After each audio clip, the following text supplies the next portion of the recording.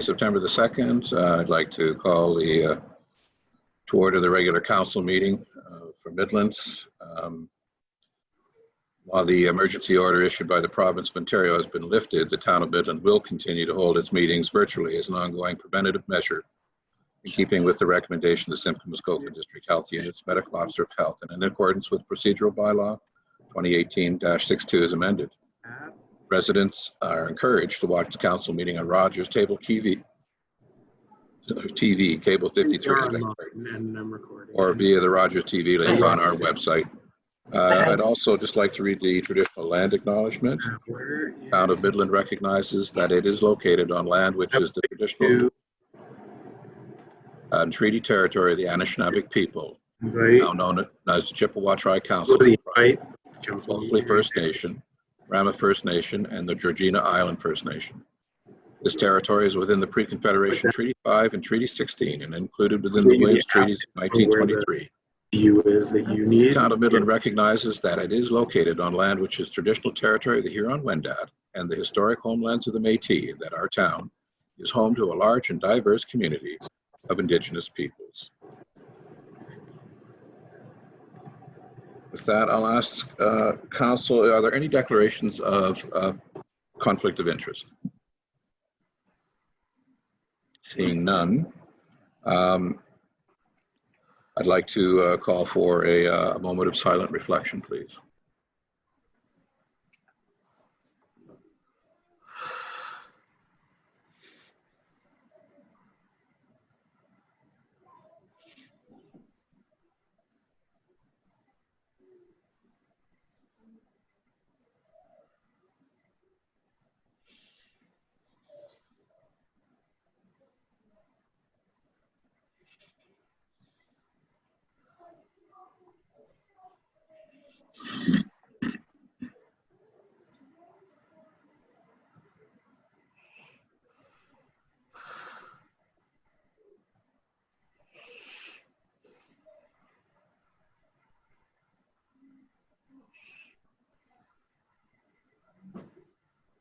Thank you very much.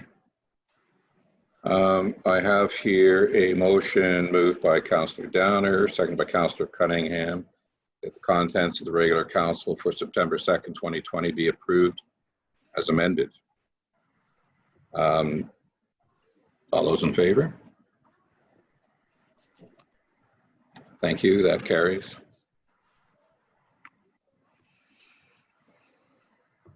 And I have moved by Councillor Cunningham, seconded by Councillor Gordon, that the items and related recommendations contained within the September 2nd, 2020 consent agenda as consent items have been considered by Council to be adopted with the exception of item 5.4.3 CSR 2020-12 reduced mow and naturalized sites, which will be considered under Section 10 reports and other items withdrawn from the consent agenda for Council's consideration. Comments, questions?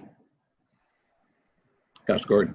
Your Worship, I sent an email into the clerks asking for 3 reports to be pulled. That was one of them. The next one was 544, and then following that 545.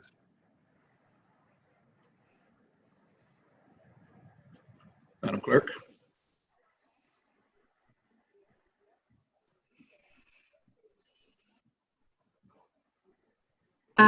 Your Worship, I'm just checking. I think, hold on here.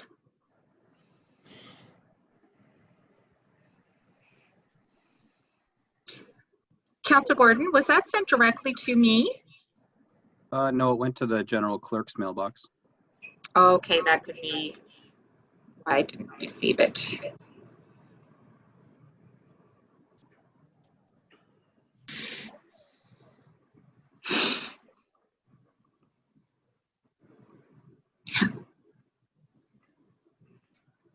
Okay. So you basically have requested to repull 543, 544, 545, and 546. Sorry, I'm trying this page on mute. Yes, that is correct. Yes, I put that on email. I sent it at 6 p.m. or so on Monday evening. Okay, sorry, I check my personal, like my emails directed that go directly to me for those, for pulling up documents, but that's okay. Yeah, no worries. There's also a previously like declared conflict of interest that I did at a couple of meetings that I think I needed to put in writing just to tidy up. So I put that same housekeeping in that same email, if you wouldn't mind seeing that as well. But you got it right. 543, 544, 545, and 546. All 4 of those reports I'd like to pull for discussion this evening. Okay.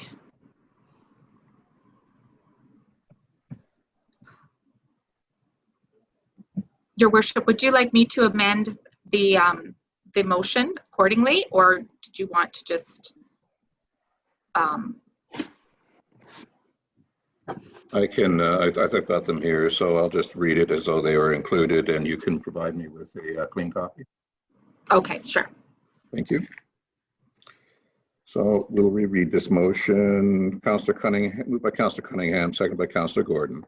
That the items and related recommendations contained within the September 2nd, 2020 consent agenda as consent items, having been considered by council, be adopted with the exception of 543, that's the CSR 2020-12, reduced mow and naturalized sites. You've done a bunch of tests with me. I know we did. 5.4.4 CSR 2020-13, 2018 and 2019 operating capital results. Somebody's mic is on. Like it's supposed to just download. It's the clerk's mic. Madam Clerk, your mic is on. My My apologies. We have item 5.4.5, which is CSR 2020-14, a request to rename a street at the harbor, and 5.46 CSR 2020-15 King Street reconstruction, Bayshore to Young debenture, which will be considered under section 10, reports and other items withdrawn from the consent agenda for council's consideration. Comments or questions from council? Seeing none, all in favor? Thank you, that carries.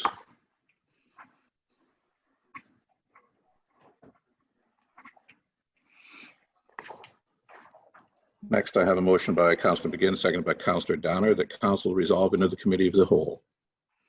All in favor? Thank you, that carries as well. Over to you, Deputy Mayor. Thank you, Your Worship. Appreciate it. Good evening, everybody. Sorry, just find myself here. First up, we have presentations, and we don't have any tonight, but deputations and petitions, we have 3. And first being Miss Murray, from General Manager of the Midland YMCA, to address council. Is Miss Murray with us tonight?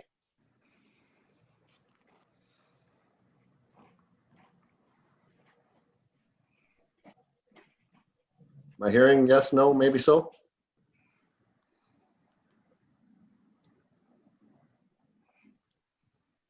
I don't see that name in the participants list. And I also see there's an attendee list.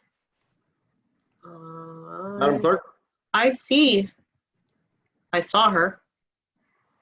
And now she's gone. Oh, There she is. Miss There she Murray. is. I see.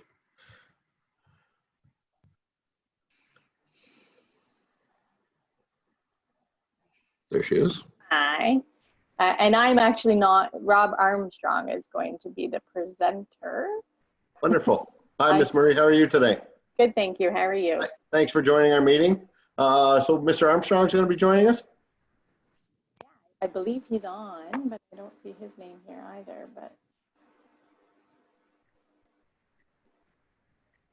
The town staff see him, and yeah, and Kirby Wag is also.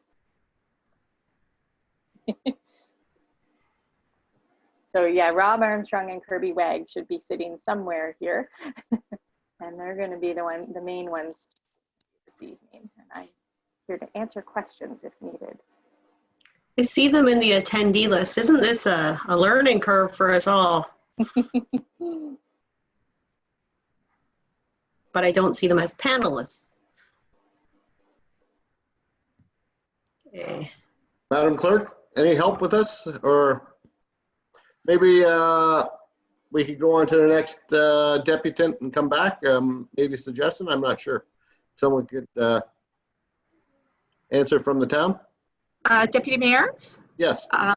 our IT is just adding Mr. Armstrong to the Oh, meeting. perfect. Thank you very much. So if we could hold on a second, we'll get him online.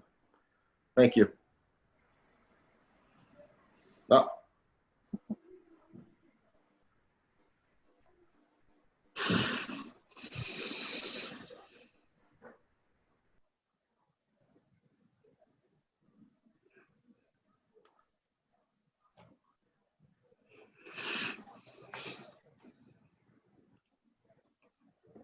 The joys of technology. We were a tough watch before. Yeah. Yes, we've all had to learn Zoom, haven't we? The new norm right now. That's correct. Yes, isn't that not the truth? Mhm.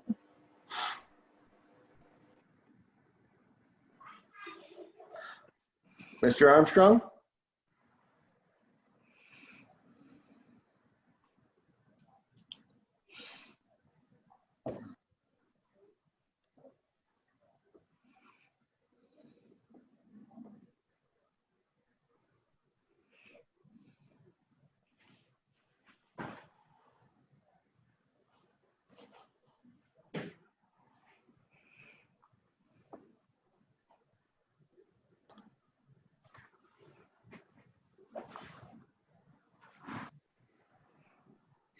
Is the host able to take him off mute to see if, Are we able to take Mr. Armstrong off mute? Mr. Rush? Or Zach?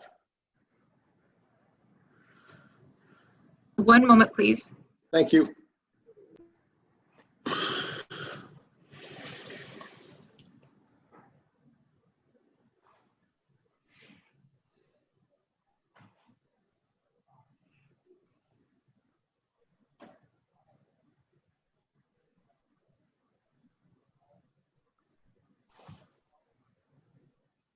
There he is. Hi, Mr. Armstrong. How are you today, sir? How are you? Good to see you. Very good. Sorry about that. Oh, thanks for joining our meeting. I want to thank you for coming to do a deputation for us tonight. I remind you that you have 10 minutes. To do your presentation. Please stick around. We may have a few questions for you after. Sure. If you, I saw the slide deck up there a minute ago. If you can start with that, Yeah. we'll Wonderful. move through this. As Naomi said, we do have Kirby Wag with us as well, who's the vice chair of our board, and Naomi here as well for all those tricky questions that we can't Wonderful. answer. It's all yours. Thank you, sir. Thank you. If you can go to the next slide, please. Just wanted to use this for a moment to just remind people that the YMCA of Midland is part of the YMCA of Simcoe Muskoka, which is a large Y in the Y world. We stretch from all the way down to Tottenham and Alliston up to Parry Sound, and provide a variety of programs, of which in Midland, certainly childcare, after school care, day camps, health, fitness, and aquatics, and employment are all things that we do, as well as Camp Kitchie out on Beausoleil Island. Next slide.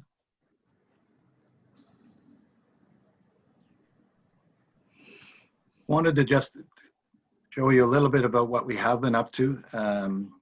When the COVID crisis came about, we were asked to work in the area of emergency childcare and emergency camps, day camps in the summer. We had an emergency childcare out in Penetang by Waypoint, and as well as in Barrie, Aurelia, and Collingwood.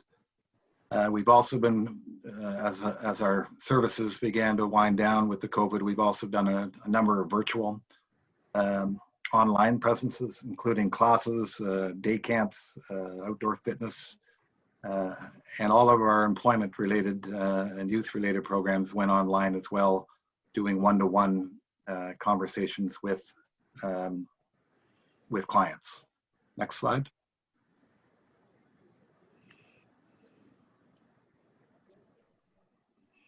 I think at this point I'm going to turn things over to Kirby.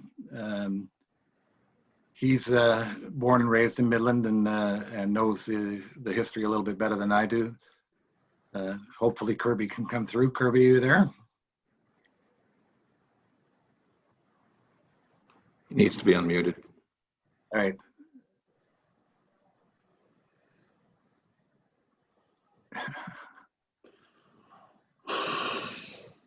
You know, you think of the number of Zooms all of us have probably done. You'd think we know how to do all this. It's a pretty common error. Well, Even the Prime Minister. Giving us 10 minutes, maybe go back to the slide and I will continue. I think it'll be all right. We can There he is. extend it a bit. We're very understanding with regards to. I'm here, Rob. Oh, there you go, Kirby. Thank you. I could see everybody, but I couldn't see me. So thank you, Mayor Strathern and Council, for this opportunity. Really appreciate it.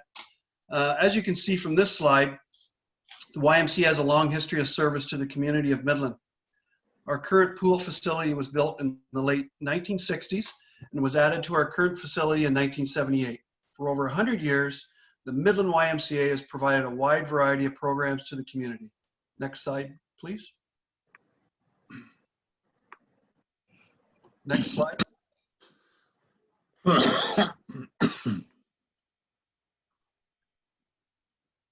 We currently serve thousands of people from Midland and the surrounding area, not only through our health and fitness center, but also through camps, licensed childcare, before and after school care, employment services, and counseling services for youth at risk. Next slide, please. Everyone has a Y story. Mine being that I was born and raised in Midland and spent many Saturday mornings at the Y playing ping pong, basketball, and basically hanging out in a safe space. Camp Kitchie was an awesome experience in grade 4 and 8. And last year I had the privilege of attending the 100th anniversary at the camp, which I was able to connect with many old friends and acquaintances who love the YMCA as much as I do. I'm truly honored to be serving on the board through this incredibly challenging time and ask that you all consider what the Y has been for our community and what the future will be. Next slide, please. Without a YMCA health and fitness facility in Midland, the 1 in 10 North Simcoe residents that make up our membership wouldn't have access to programs and services that contribute to a healthy lifestyle. As the Midland Y is a hub for the surrounding areas, we will be making similar deputations to Penetanguishene, Tiny, and Tay townships. At this point, I'll hand it back to Rob to walk you through the last few slides of our presentation. Next slide, please. Yes, next slide, please.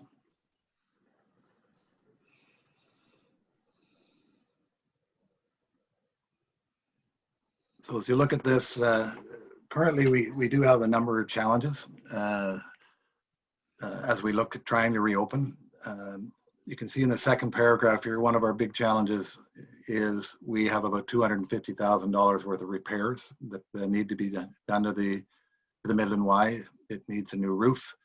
It also needs 2 new HVAC and heating units. When we wrote this and we sent it into to council, we were actually looking for some support on this. We have now been working with the people, our past members and others who have supported us over the years in Midland, and we believe we will be able to raise the $250,000 in Midland to be able to do that capital piece. So ideally, that project, if that money comes through, we will be able to start that in the next couple of weeks to be able to move forward with ideally being able to move and get open by the new year. Just to give you an idea, we recently surveyed our members, and you can see from here about 45% of people indicated they would return to the Y within the first 3 weeks. 19% would not, and 36 indicated they were not comfortable rejoining us at all. These are fairly common numbers. We've had Ys being opened up in the West Coast and the East Coast. Some of our Ys in up north, Sault Ste. Marie, North Bay, are all opened, and experiencing somewhere between 20 and 40% pickup as they opened. Next slide.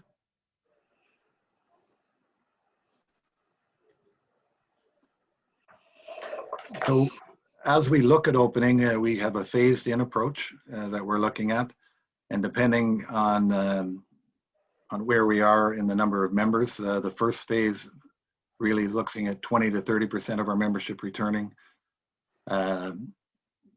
which is basically using the minimum of 50. That phase is now, as of September the 1st, over.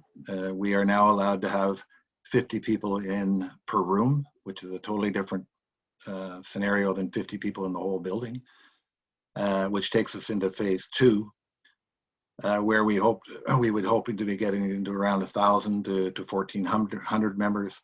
Phase 3, we would see the pool opening. The pool, as you can imagine, is a big draw, but it's also pretty much doubles your occupancy costs with heating and water itself. And our fourth phase, which we are ultimately hope to be into next year, is where a vaccine is around and things are back to normal. Next slide, please. The financial impact of COVID. We shut everything down, much like most of our communities did. We've lost about 50% of our revenue. And in Midland, that amounts to about $1.5 million of revenue that we've lost since March. We have taken the following steps. As we look to reopening, we have restructured completely, trying to work together without as many staff as we've had. I think you've probably heard that we closed the Barrie Y and the Perry Sound Y, and we closed the Aurelia Y and are looking at trying to repurpose it. All of those being facilities that we did not believe had the capacity to go forward in any kind of fiscal way that was going to be able to work. We are also looking at other assets that we have. We're getting everything appraised so we have an idea what the value of it is. We've applied to as many government grants as we possibly could, and are now talking to all of our municipalities that have centers with us, sharing this story and looking towards some assistance. Next slide. This just gives you an idea of where we're at as an organization. Midland has, if you can see up at the top, Midland has always been a successful Y, hovers around 3,700 to 3,800 members. When you have those kinds of numbers, we are capable of being self-sufficient and covering our overheads. And you can see down at the very bottom, we have about a 10% overhead and about 3% every year in capital costs. So Midland has always been a very strong Y for us. Next slide, please. This gives you a little bit better idea, however, on the impact of COVID. The yellow line is our membership prior to COVID. The blue line you can see is our worst case. The gray line is our best case going forward for the next 12 months. And the orange line is where we kind of likely see us falling. When we get into those kinds of numbers, you'll see that just crosses the 2,000 members in the fall of next year. That is just getting to the point where we're starting to be able to break even. Next slide. And this spells it out for you in magnificent red. If you draw your attention to the bottom line, it gives you an idea of how much money we expect to lose between now and the end of this fiscal year.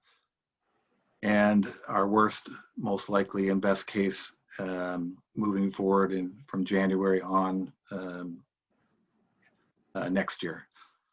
So you can see there somewhere around $350,000 we anticipate between now and Christmas. And our most likely scenario we're talking about is probably a $285,000 loss next year. So I'm going to go to the next slide, and I'm going to ask Kirby to just kind of summarize for us and what it is we're really hoping to have the council consider. Thank you. If we could wrap it up, that'd be great. Yep. Thank you, Mayor Strathern. As Rob indicated, the YMCA, to reopen its health and fitness facility, we need your help. As Rob said, the first ask on the infrastructure, we believe that we've got that covered. The second thing is to provide the Y with funding to support our reopening. And the third thing is to work with the Y to create a fulsome operational agreement with the Y and the surrounding areas that ensures our viability to deliver rec and leisure moving forward. Together, we can build on a 100-year tradition of building a healthier community for the people of Midland. We're now open for questions and discussions. Thank you.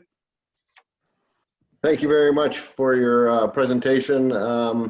The Y obviously has affected all of us in one way or the other. And for transparency, I'm a member of the Y, have been for many years. I remember visiting back in the day on Hugo Street, the old Y, and spent many and many summers, I believe 6 or 7. We were talking about that the other day with my mother at Camp Kitchie. So it was been a great place for me and my family. And there used to, and last winter, there wasn't a time that I would show up at the Y and not see former Councillor Downer. Former Councillor George McDonald at the Y. He would be there 3 or 4 times a day.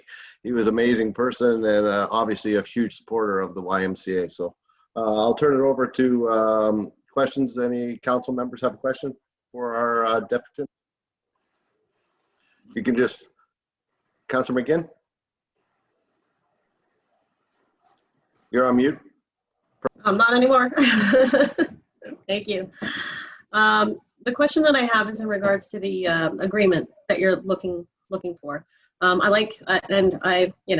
full disclosure too, my family has always gone there, and I've definitely put on some pounds for not being there recently. I'm not going to blame it on COVID. I'll blame it on myself. But you were a supporter in my health and my family's. So the question is when you're talking about an agreement, I guess I should probably also thank you for a really well presented presentation. And thank you for the way that you decided to break it into pieces and have each of you speak to it in your own expertise. So this agreement that you're looking for, how does that look? Is it possible to get a little more clarification and a little bit more details on, are you looking for something, where we're standing behind you, where we're in a partnership sort of relationship? It's because the other two are definitely financial, and this one didn't speak to financial at all. Are you looking for support with social media, with your reopening, having, it be supported by the town, but how? Would you mind giving me a little more detail on that, please? I'll jump in, and maybe Naomi, you can help me out. I think what we're looking for is some kind of understanding with the municipality around the place of the Y has in the community and how we could work better together.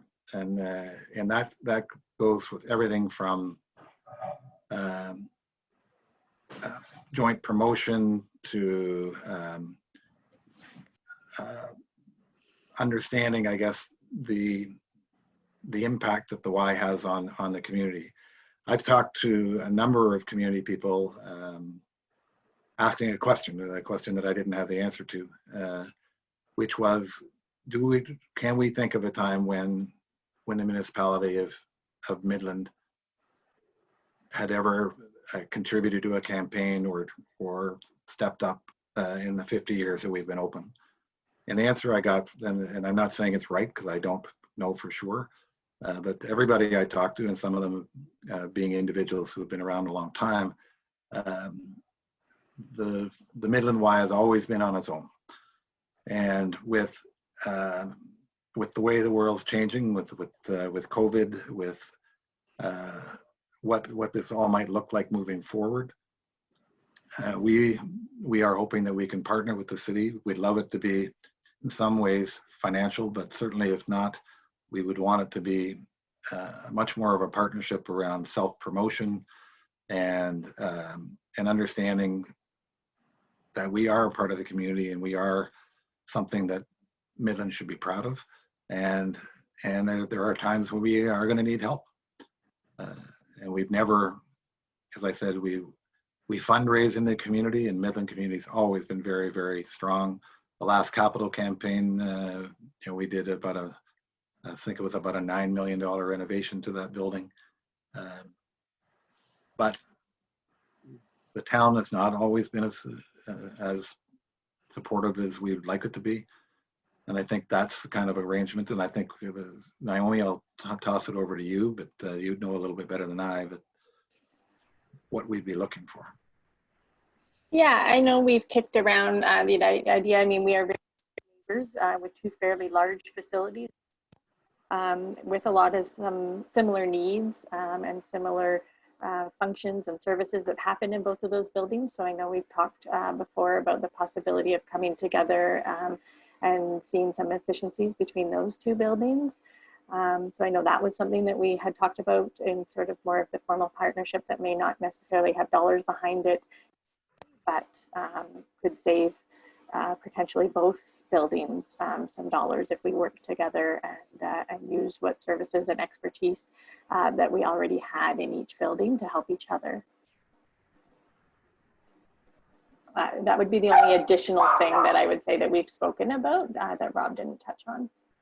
Wonderful. And will you be, I heard that you'll be going to the 3 other councils in our community, because I will say it definitely puts pressure on the rest of us when one steps forward or a couple step forward, and we'd like to do things together. We're a very tight 4 community area, so I would highly recommend that we put this on. I know there's a head of council and the mayor meets with the other mayor, so I would maybe make a friendly request to our mayor that he brings this up at their next meeting, not to throw the mayor under the bus, but I think it may be worthwhile to have a discussion with regards to the other 3 municipalities and plus Midland. So a suggestion for you, Mr. Wagg. Yes, sir. Thank you, Councillor Ross. I think it's important to remember too that Midland is near and dear to my heart. However, it's the Simcoe Muskoka YMCA, and it's important to know that we have other partnerships with Gravenhurst, Innisfil, Collingwood, and Wasaga Beach. All those different towns, their city councils, we partner with them. So there is a kind of a precedent here that maybe Midland might want to look at, that it could be beneficial. Thank you. I think there's some great opportunities for us, so moving forward. Councilor Main, I noticed you had your request to speak, sir. Thank you so much. Yeah, and I think that's the thing is municipally, we haven't done so much recreation programming because we have such an amazing YMCA that has been doing all of our recreation program for us, especially the aquatic center. I guess really the big worry is even if the North Simcoe municipalities come together for assistance, the big worry is that that's not going to be enough. And looking to the federal government and the provincial government, how have you guys been successful tapping into some of the emergency funding? Because that seems to be, I don't want to say the silver bullet, but probably, the swinging for the fences approach, right? Is there any programs that they've established specifically for the nonprofit rec facility like the YMCA? I can take that one. We certainly have taken advantage of all the programs that the government has had through COVID. At one point, we had laid off 1,000 people. We've brought a number of people back now with childcare, but we took advantage of the 75% CEWS funding, that kind of thing. There's another one right now. I think it's $150,000 for the whole association around helping with PPE and plexiglass and all that kind of stuff. I will tell you that the four largest charities in Canada, that would be United Way, the YMCA, Imagine Canada, and I think it's the Boys and Girls Club, have been working on behalf of all charities at the federal level around some kind of support. The fear being, of course, that many charities are not going to come out of this hole, and many charities are probably not going to exist. They've had good uptake with that and good conversations, but to this point, we have heard nothing. Thank you so much. Councilor Gordon?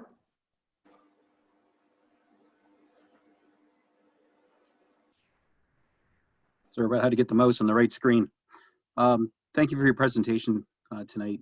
I've been a lifelong supporter of the YMCA. My kids have taken leadership courses there. They've my daughter's been a lifeguard, after school programs, just general sports. I mean, the YMCA is, I think we really dodged the bullet.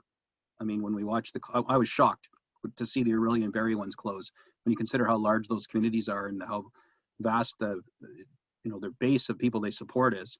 And that when I saw Midland was left unscathed, I truly was very, very happy about that. But I knew it wasn't going to be for free. So this request tonight is not unexpected. I wholeheartedly support any partnerships we can forge to keep the YMCA viable in our community. Much like the Ascanonia, we'd be faced with the same issue that Councillor May mentioned, and we'd have to run these programs ourselves. And in many municipalities that don't have these services, they do, or they don't. So the fact that we've found a way, albeit arguably a lot less money probably, to support our seniors and through Ascanonia, I'm sure your ask won't be inconsequential, but the Partnership for Infrastructure grants is something in my mind anyway that we underperform on in just egregious ways. So if there's ways we can increase, strengthen numbers, co-write grants, help you get those, or maybe you help us get some, that'd be awesome. That symbiotic relationship. I'd wholeheartedly support that. What the upfront financial support looks like, clearly that's something we'd have to talk about at budget time. But if you stay tuned tonight and watch a couple of other reports that I've had pulled, we may not be in as bad a financial hole as we thought we were. At least if we can find some of the money that I've got some questions about. So I'm not saying that we can just make it rain, but absolutely you have an ally in me for support to keep the YMCA viable and serving our community and our neighboring communities. And I expect it to be a partnership. But we are a hub, and it is a responsibility as the bigger hub community to take a leadership role. And I look forward to that. So thanks for coming tonight and reminding us about how valuable you are. Thank you. Any other councillors have a question or comment? It looks like we're going to have a lot more conversation. It's going to be more than a 10-minute deputation to move this forward, but I want to thank you, Ms. Murray, Mr. Armstrong, Mr. Wagg, for coming tonight. And we'll have to have some more conversation. I wish you luck at the other communities when you make the same presentation. Thank you very much for coming tonight. Well, thank you. I think we're in Penetang in a couple of weeks, so we are moving forward. Wonderful. Good luck. Right then. Thank Thank you. Thank you. Thank you very much. Thank you. All right, council. Next up, we have a deputation from. Mayor, yes, sorry. do you have a copy of the motion in front of you regarding that last deputation? I do not. Is there? I didn't realize there was a motion. I apologize. If someone could. I have it in front of me if you'd like me to read it. I would love that. That'd be fantastic. Thank you. Okay, so moved by Councillor Main, seconded by Councillor McGinn. The staff be directed to work with the YMCA to explore options to assist the YMCA in finding solutions to alleviate the financial impact of COVID-19. The report to be brought back to future meeting of for council's consideration. So I'll ask if there's any questions or comments with regards to the motion. I'm not seeing any, but I'm seeing a lot of yeses already, which I'm very happy with. All those in favor? Looks like it's unanimous. Thank you very much, Your Worship, for reading that. thank you, Deputy Mayor. Thank you. We'll move on to the next deputation, which is Mr. I apologize if I get his name wrong, Mr. Gooch and Miss Tennant at 1034 Braybuff Road, request for 1 year extension of development charges. Madam Clerk, are they available for our deputation? Yes, Deputy Mayor. Mr. Butch has been added as a panelist and is now ready to present. Wonderful. Robert, how are you tonight, sir?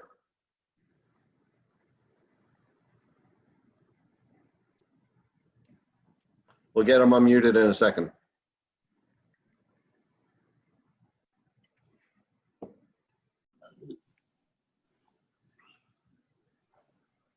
There you are. Okay. Oh, now I can't hear Mike. Hey, how are you, sir? Thanks for coming out tonight. All right, thank you. Wonderful. I'll remind you that you have 10 minutes and the floor is all yours. Please stick around after. We may have a few questions for you.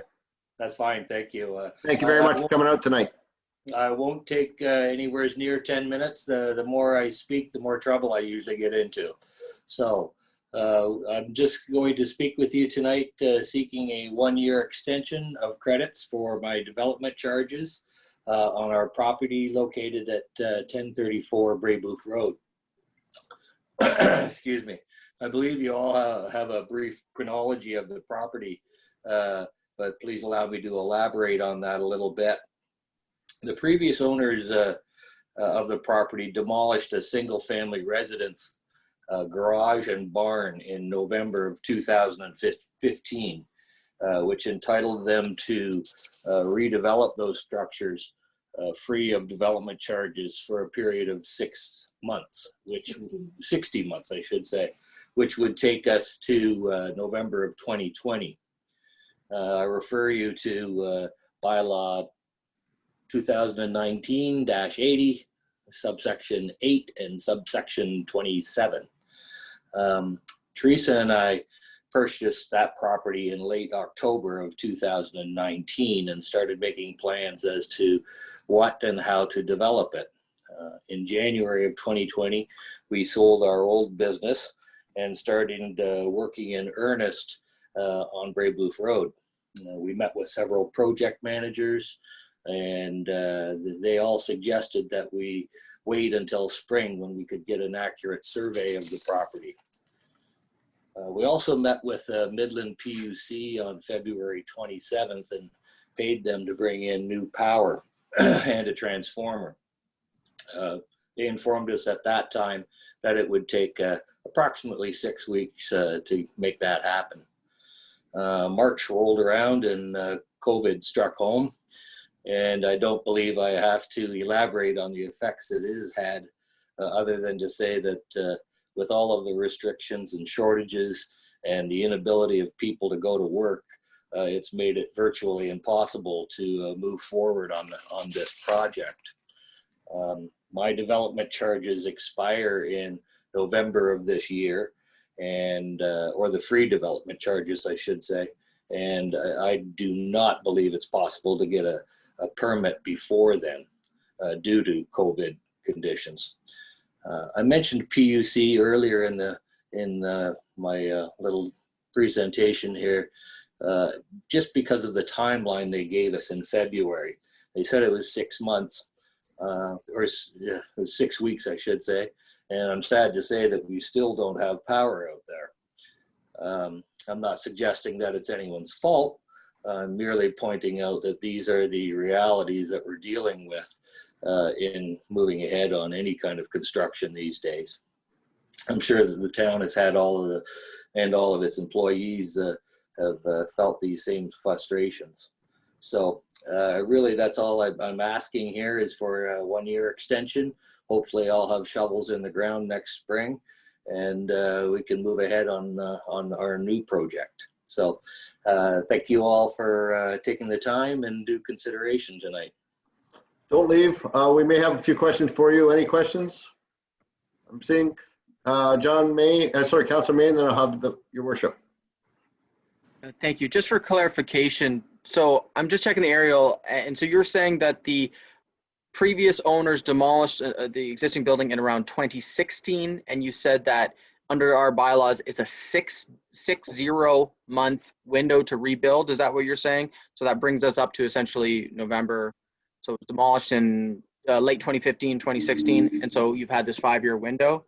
And then obviously we've had a big curveball. Okay, I was just for clarifying. I thought I heard 16 and I wasn't sure on the dates. Okay, thank you. Yeah. Is that correct, sir? Yes, it was demolished in November of 15, which takes us to this November. Wonderful, thank you. Your worship? Thank you, Deputy Mayor.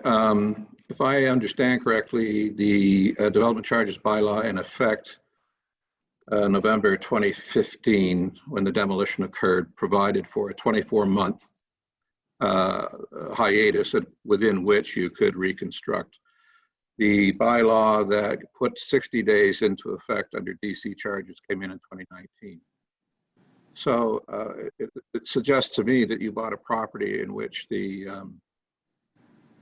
DC charges bylaw in effect at the time, the exemption had already lapsed. And I'm just wondering if Mr. Elliott could comment on that. Sorry, through you, Mr. Mayor and Council. I'd have to double check the effective date of the previous bylaw. I believe that you are correct that that was the right term. So that's my understanding as well. So thank you, Mr. Elliott. So, excuse me, it appears to me that, as I said just a minute ago, you bought a property in which the exemption for DC forgiveness had already lapsed under the bylaw current at that time. And I don't recall a provision in the existing DC bylaw that would grandfather back. So I think you're a bit late, to be honest. Just one man's opinion.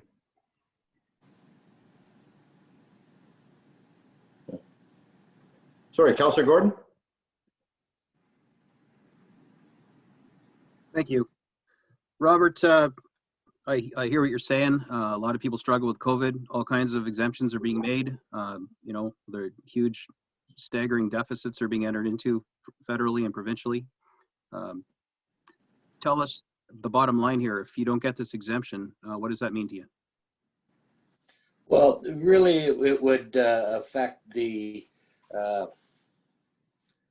build, how much we can build. It's obviously the development charges would be on top of the budget that we've already laid out, which is fairly high considering the property. But what we're trying to do there is build something that is aesthetically pleasing to the natural nature of that area. We want to build a building that fits in well. We don't want a big metal building, or we don't want a shop out there that is incongruous to the natural lay of the land. So we might have to take a look at cutting back on some of those amenities kind of thing. Thanks. If I could follow up. Please. Would you, I don't want, at the risk of sounding like let's make a deal here, but would you be amenable to maybe paying 50% of them and we defer the other 50%, giving you some forgiveness? Is there a meet in the middle here somewhere that works for you? Yeah, by all means. I'm always willing to come to the table and make some considerations and help move along any project. So by all means, I'd be interested in considering that. Okay, just so you know, it's not in my power to say that, but I mean, if it's possible and it's not illegal and there's a will by the 9 people on council to do so, like we work with our other residents in a variety of struggling situations. I don't see any reason why we would turn you away, especially if there was an appetite and an ability to pay something rather than nothing. And knowing that we're going to get the rest later. I see the mayor's got his hand up. Maybe what I'm suggesting is against the law. I don't know. Mayor Strathern? I don't see, well, first of all, let me ask you this. Is this a residential build or is this a commercial build? Mr. Brook? It will be both. We plan on building a house there, but I also want to build a shop out there. And in that shop, we'll have a professional kitchen. We want to grow produce and products on that property and then prepare them in the kitchen and then move them out from there. We also have a interest in a farm in LaFontaine where we raise cattle and pork and chickens. So those products would also be moved out of there. See, so, I mean, I'm not sure, I would defer this to Mr. Elliott, but I come back to the point that there is no exemption that applies on the property by dint of the DC bylaw that was in play at the time, that expired prior to you acquiring the property. And secondly, I think it sets a really dangerous precedent. To me, COVID's not relevant in this. I mean, it is to you, obviously. But in terms of the DC exemption piece, I don't know that there's actually a provision in there that allows for that, given it had already lapsed. Again, I'd have to defer to Mr. Elliott, but to me, as Councillor Gordon said, the approach of let's make a deal is not necessarily one that's conducive to an orderly approach to DC charges. That does make a lot of sense to me. Thank you. Thank you, Worship. Councillor McGinn.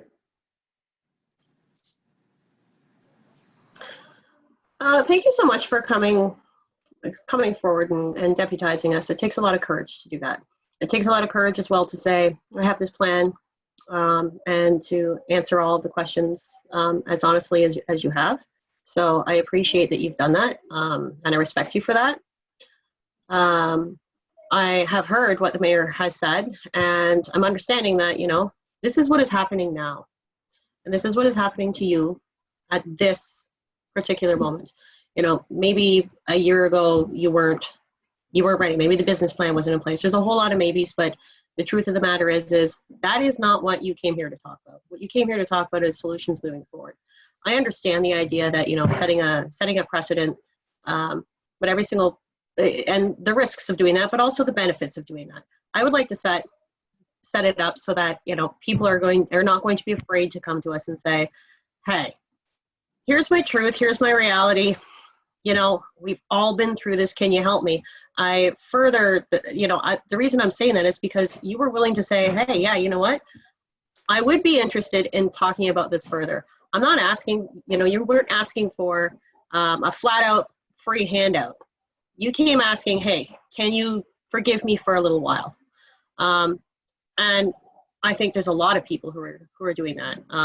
So thank you. I would actually like to specifically ask Mr. Elliott if he could weigh in on this. Is there something where there's a possible provision, or is it just the will of council to say that every single person who comes for us, that we have that authority to say, this is something we're going to do right now, that we don't have to necessarily change a bylaw? Could you clarify on that, please, Mr. Elliott? Mr. Elliott, sir? Through your worship to council, I think I would definitely agree with the mayor's interpretation of the exemption of the previous bylaw being 24 months. In that case, the provision which allows for the redevelopment of the property without being charged the new development charges would have lapsed. So in this case, we can't negotiate a middle ground in terms of a rate that would contravene the Development Charges Act. Council does have the authority under Section 27 to alter the timing of payment.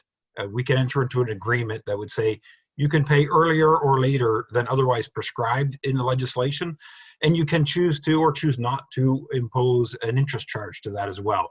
So that is a mechanism and a venue that's available to council. Thank you, Mr. Elliott. Did I see Councillor Downer? Did you have your hand up? Nope. I apologize. No, I didn't. Okay. Councilor Gordon? All right, well, that's, to me, that's a compromise. You guys know how much I love that word. If we can't defer it, or if we, or more, I guess what I should say is if we shouldn't defer it because the precedent that it sets, then perhaps we could give, Robert, terms of 365 days with, 0.1% interest or something nominal that isn't going to hurt them and still isn't free money. Whatever the magic number is, I don't know what it is, but that would effectively give him what he wants without us, wandering into the landmine territory of someplace we shouldn't be with development charters. So maybe it's a means to an end. If council has the will for that, that's something we could consider.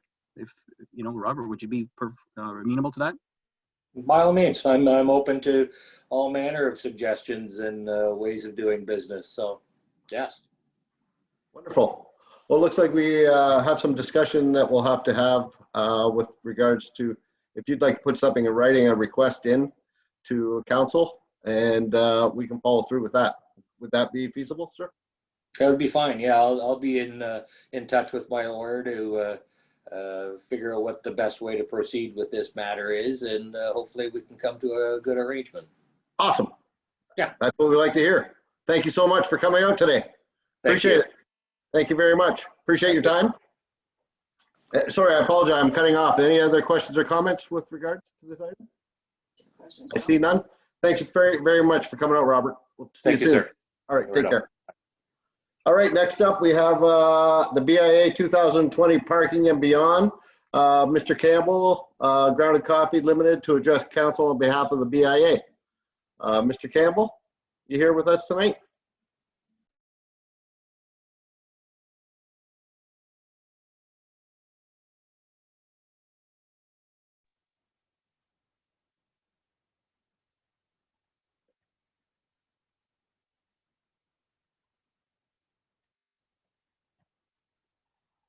Oh, I see him. I see his name. I'm sure he's coming close.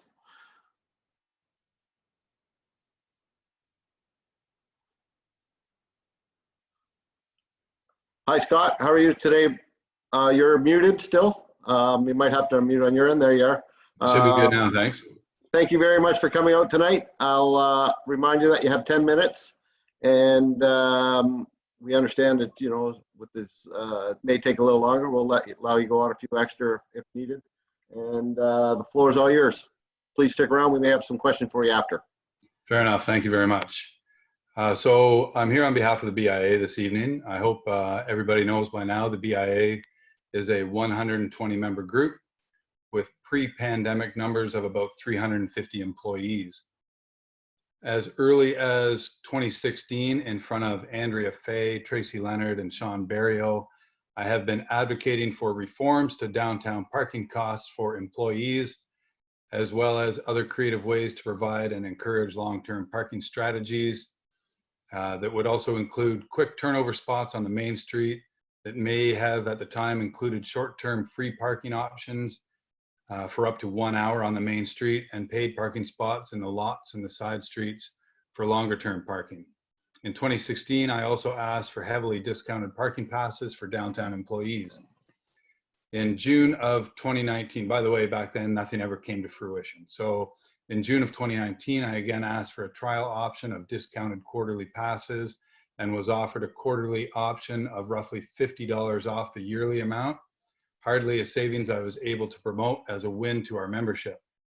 I want everybody to just kind of wrap their head around the fact and understand that a large portion of downtown employees are making slightly above minimum wage, working 25 to 30 hours a week pre-pandemic.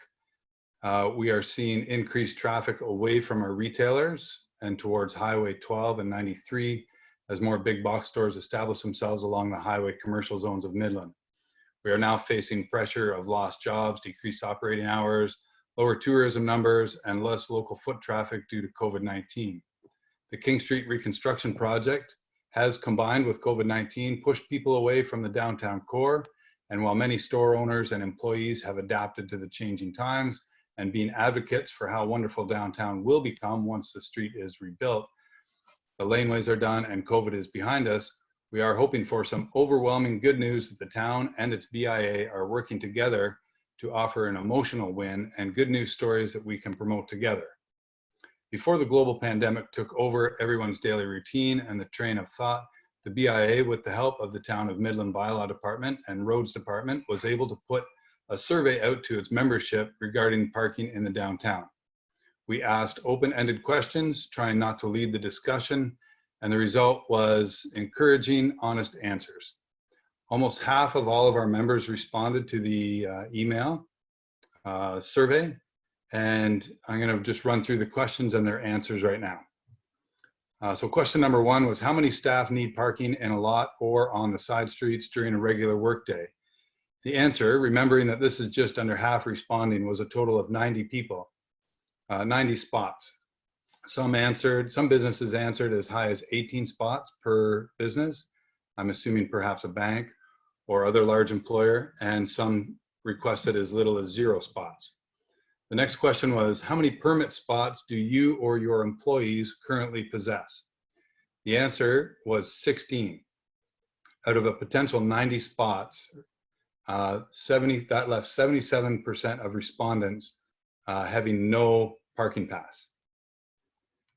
Question number 3 was, what do you feel is a reasonable price for employees to pay for a quarterly parking permit to avoid the 3-hour shuffle? And I'm sure everybody knows what the 3-hour shuffle is at this particular moment. I won't necessarily go over it right now, just to try and keep things streamlined for time. So what was a reasonable price to avoid that? We received numbers as high as $100 and as low as $0. The average answer from the respondents was $31 as a quarterly fee. Question number 4 was, as an employer, at what price would you be willing to purchase quarterly Midland parking permits for your staff? The answer, again, we received numbers as high as $100 and as low as 0. The average answer was about $23.61. Well, actually, that was the actual average. Round that up to $24.99, and I think you have an option to advertise something under $100 a year and sell potentially 77% more passes than you ever have. The final question, that one about what would you as an employer be willing to pay, solidifies my theory that for businesses to begin to see value in purchasing a permit, it needs to fit within their budget. Remember, these are answers from people who live and work in downtown Midland, not a consultant who has studied parking scenarios around the province or continent, but does not live or work in Midland, yet offers suggestions for best practices that have perhaps worked in Markham or Kingston, not necessarily in Midland.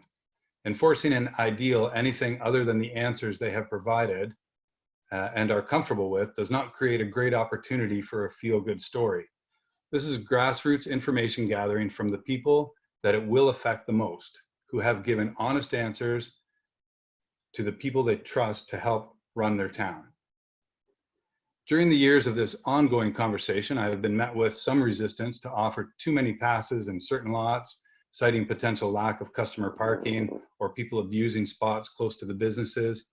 I need to report that clogging up spots close to businesses is already happening with the 3-hour shuffle, and even more so because 77% of employees who park are not following any protocol as to where they should currently park. A quick solution to this, without having to allot dedicated permit spots, is to delineate where the lots / quarterly, yearly permits are acceptable.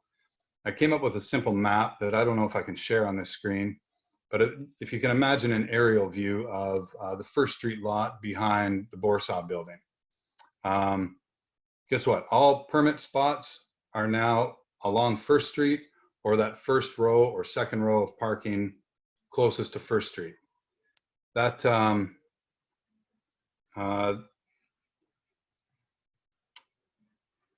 see the attachment, but it allows for both permit, so it frees up the spots that are closer to the businesses that people want to go see.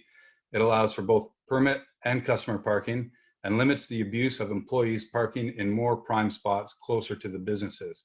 It also, the back half of all lots could easily be designated these acceptable permit spots, the ones behind Value Mart, again, along the back low or the outer perimeter. On the First Street lot alone, Doing this would offer 41 potential acceptable permit spots and leaves 69 spots that are a no-go zone for people with these quarterly permits.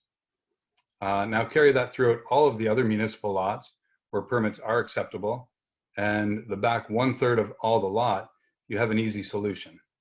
If an employee were to purchase the permit, they would be financially invested, they would be well aware of where the legal spot to park would be, or they would suffer the consequences. Some other suggestions that we got throughout the course of the emails were things like, please make a permit dedicated to a business and shareable within that business. So if there's only one employee working at a time, only one space is needed, one permit is needed. Somebody else said, I work part-time, I've done the math, it's cheaper for me to risk the ticket than to buy a permit. And again, that was at $450 for a permit, not $25 for a quarter or $100 for the year. Somebody else commented, if I'm only running into the store for like 5 minutes, it'll be a real pain to use the pay display machine, which is where my earlier comment about potentially offering up to an hour free on the town spot or on the main street would be. You know, it would be super easy for somebody to run into Dino's and I'm just going for lunch. I just want to pick up my takeout, especially these days with more curbside delivery or curbside pickup. Not a lot of people are hanging around in restaurants. Everybody's just doing quick takeout delivery. These quick turnover spots would be a great thing, I think.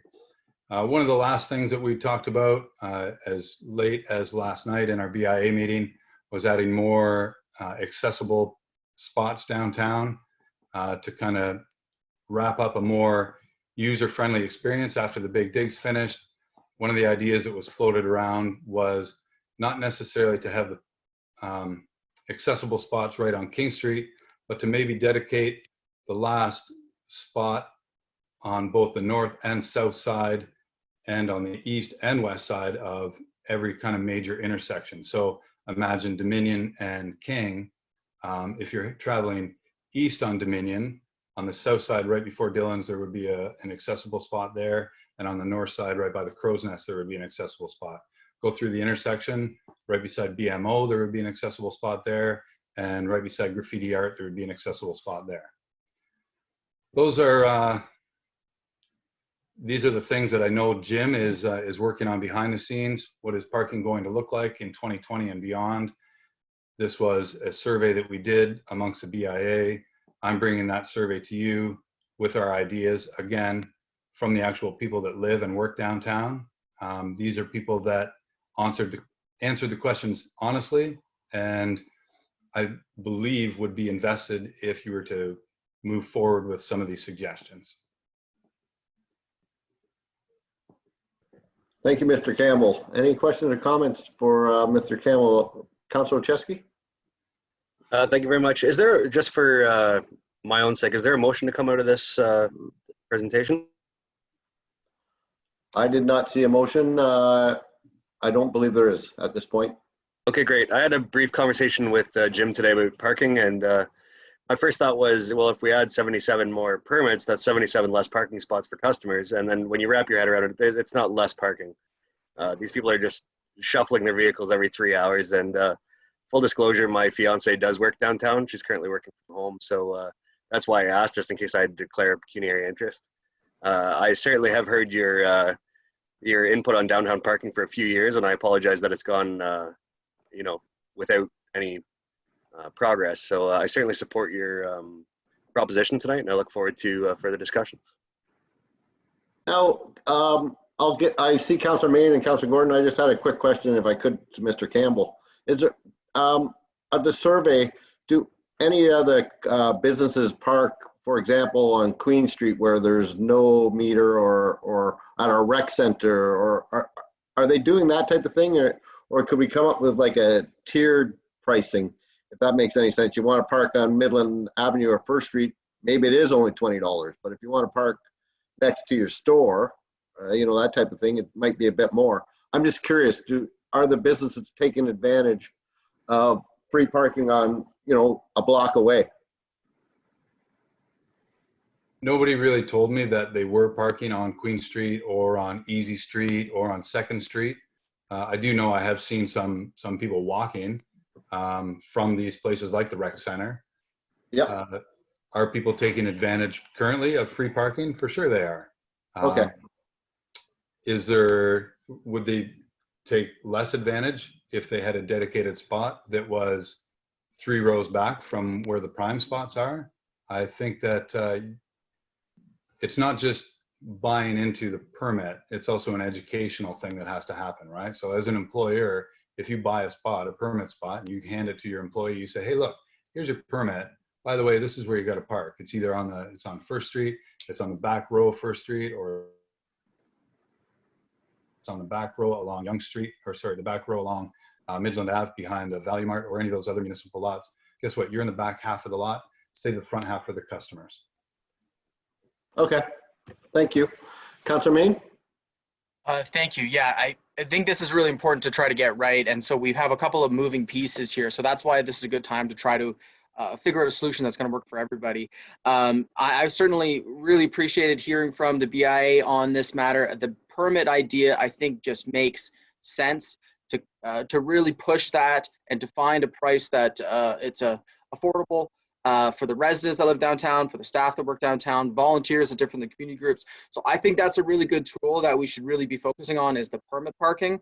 And as I said last night, as we were discussing this, as Deputy Mayor was mentioning, tiered pricing. And I definitely off-street parking and on-street parking should be different rates.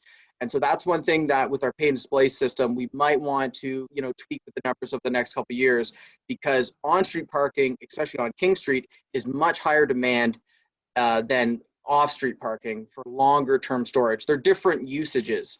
As Mr. Campbell was mentioning, on-street parking is you pull up, you do your errands, you shop, hit a couple of stores, 15, 20, 45 minutes. Off-street parking is certainly for longer term staying, for employees shift working. So that's, we just got to get the number right. Obviously, it's not zero, and we have to pay for the, the cost of maintenance and upkeep and bylaw enforcement. And we always talk about Donald Shoup and the high cost of free parking. And so 2 principles, again, you want to have the commodity of the price of your on-street parking so that it constantly is churning over cars. It's around 80 to 85%. You want to have a little bit of vacancy so that when people are at lunchtime, not all the spots are filled up. So if you price it right, then you should create turnover. And the other big principle, which he talks about, which I'd love to implement, it would be great for people that shop downtown, is to reinvest any of the surplus from the parking revenue into the downtown, have a special downtown contingency fund.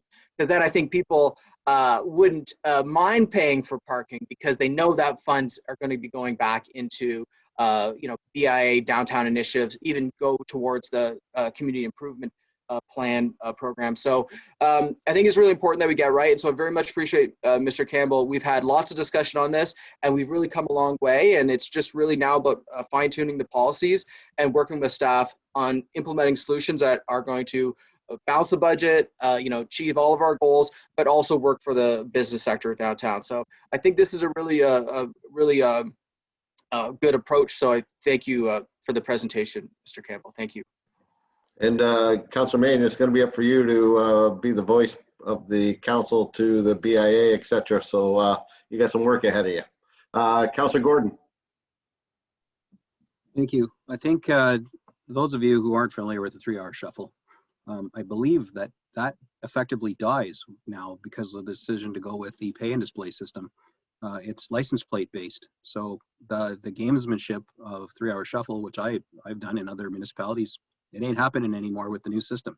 I believe we signed that contract and we're in bed with them for quite a few years. So pay and display, the nice thing about that is it doesn't require us to paint a spot and say, this is these particular spots are permit only. If you have the permit, then you can park wherever you want. And when the enforcement person comes by, they look in your window and it's not a pay and display ticket, it's the permit. And I would hope the system's smart enough to validate it, that they didn't just make it on their laser printer at home. The key here is that with all these different exceptions and with the new system that we have coming, I'm sure it's like we ordered it, right? Someone can confirm that for me. I'm pretty sure we did. That's going to need a lot more enforcement. So poor Kelly is, we're going to need more bylaw officers walking around tagging people keeping the vehicles moving and, enforcing these new rules. And if we do that, I know we've already had, grievances from the BIA, from Mr. Campbell about heavy-handed approaches to enforcing our bylaw and parking. So I almost think we're going to be in more conflict because we're going to have to do more enforcement to do this right. Because the honor system, doesn't work for the town. And, clearly with the propensity for the 3-hour shuffle, it doesn't work with the residents or the business owners. It's just, if you can do it, why wouldn't you? So I'm not sure if the new system really allows for sharing one permit amongst multiple vehicles, like the store scenario. If it does, I think that's a great idea. Why not make that just it's a taxable benefit the business provides, and you can pass it around. If that's possible, I would support that too. I think we got to find that happy medium. Mr. Campbell, when you were polling, you did get 50% or just about of respondents. That's pretty darn good. Are you expecting that that's an adequate representation? Like if you were to reach out to the people that chose not to participate, do you suspect that they would all share the same feelings that you got in the other 50% that did? Well, I'm certainly not a statistician, and I don't know how the numbers work, but I know any kind of polling that happens, if you get a response rate of somewhere close to 50%, I think that it's pretty accurate of the general feel. Now, how can I find out what the feeling is from those that didn't respond? I'm not sure. It wasn't a measured response where you had to apply your name to it. So I can't go and follow up with the people that didn't answer. If anybody else knows any more about stats than I do, and you can tell me if 50 or close to 50% is not what the margin of error is with the remaining 40 or the remaining 55% of people that didn't respond, then I'm all ears. But so far, I've heard from these members of our membership group, and I'm here to present on their behalf. Okay, follow up if you could. I'm not suggesting you can, know through premonition what they're saying if they didn't participate. I'm just wondering, maybe some of them don't have cars. Maybe this is not an issue for them. I know that any municipality I work in, I have to pay for my parking. We have offices in Barrie. If I go downtown, right now it's free because of the downtown, COVID and the dig, their big dig. But normally I'd be paying, and our people have to pay for passes in those parking lots if you choose to park downtown as a business owner. And same thing, Toronto, don't even get me started there. I was paying like $25 a day parking in Toronto. I know we're not Toronto, but we need to also think about what are other communities our size do with parking for employees. To me, that's a far less important question than it is for how do we make sure that the people that actually want to shop down there have a parking spot. I'm less concerned about employees if they have to walk for some distance or park in the back 40. It's really about making sure that there's space for the visitors that we want to attract down to our beautiful new downtown when we're done with it. Sure, and we tried to address that by, again, it's an educational thing. I know people are always going to imagine the worst case scenario. Well, if it's, and I understand the new technology is license plate based, it can be an educational thing though. Guess what, guys? Yeah, sure, it's a license plate based thing, but these permits really are good for the back half. Do us a favor, park back there, leave the front spaces for the shoppers. If the permit looks different than what the ticket stub out of the pay-in display does, that's a pretty easy one to spot. And maybe Kelly's driving around and she sees it. If she sees one of those things hanging in a tag in the front half of the lot, well, maybe Kelly has to write a ticket. And maybe it's a lesson learned for the employee that parked in the wrong spot, but. Sure. Yeah. Makes perfect sense. So I think we can get this worked out at some point. Mayor Strathern, and then I have Councillor Cunningham. Thank you. I'm sorry, I've misplaced my cards. Otherwise, I would have. And I think actually Councillor Cunningham was ahead of me, but I'll take advantage of the opportunity anyway. Thank you, Councillor Cunningham. I'm just wondering how Mr. Campbell would rationalize this with the highway commercial folks who buy a piece of land, put in parking, pay for its maintenance, pay for its snow clearance and all that sort of thing, pay taxes on it, and they also, through their tax levy, support the costs of maintenance and so on in the downtown. So I suspect that the wage structure is not that different in these stores, although I don't know that, so maybe I should stay away from that part of it. I think in the downtown, certainly in the downtown, we're looking at the municipality doing the maintenance and all that stuff. I like what I'm hearing in terms of perhaps a tiered approach to this. Certainly, I like the notion that we stop this business of the 3-hour, out there and move your car around a bit approach to things, and just getting down to an honest transaction. And I guess the last thing would be, have you provided these results to, not in a particularly formal way, but just jotted them down and discussed them with Mr. Reicheld in looking for implementing those results as we move forward with these ticket spitters? Mr. Campbell? I did forward this, everything that I spoke of today was forwarded to Jim as well. Thank you. A couple of weeks ago, I think, hey, Jim, as a heads up, this is what I'm going to be telling council. If you see anything that is going to make your blood boil, let me know beforehand. I didn't hear anything back, so that was I don't know if he was just too busy, or maybe it was kind of workable from his perspective. I mean, I like to think that we can work through this. The one thing that I have heard said in the last couple minutes was, what if we put employees back, well, you put them back on Queen Street, or you put them too far away. One thing I want you to consider is the safety of the employees as well downtown. I don't want somebody at the end of their shift who had to pay $10 to get a discounted parking permit to have to walk all the way back to Queen Street at 11 o'clock at night when there's a lit parking lot with probably less cars in it at that particular moment in time. I mean, safety of the downtown merchants is also paramount. Having them within the lot, close enough to their work that they can feel safe leaving their job at the end of the day is I think important as well. So Queen Street or 2nd Street, those are great places to park, but I don't know if it's necessarily at this particular moment. If we are going to go forward with kind of a pilot, or let's see how this thing works, let's not make it too much of an imposition on the employees that are out there still kind of going to work on a daily basis. Point taken, and I did think of that, the safety, and obviously if someone's working at 9 o'clock or 11 o'clock at night, we definitely want them a little closer. But I was thinking more of the 9 to 5 worker. So I was just curious on whether they did park back there. Councillor Cunningham? Yes, thank you through you, Mr. Chair. Thank you, Mr. Campbell, for bringing this in and for taking the time to reach out to the BIA and get that fulsome response from them. That's a significant response rate to a survey, 45% of people wanting to share an opinion. And I think this goes way outside of the high price of free parking when we're talking about employee parking as opposed to shopper parking. And with the changes that are coming, that as Councillor Gordon mentioned, that 3-hour shuffle cannot happen later. It won't even be feasible. So that is going to be a real shock to people as they recognize that those free parking spots disappear.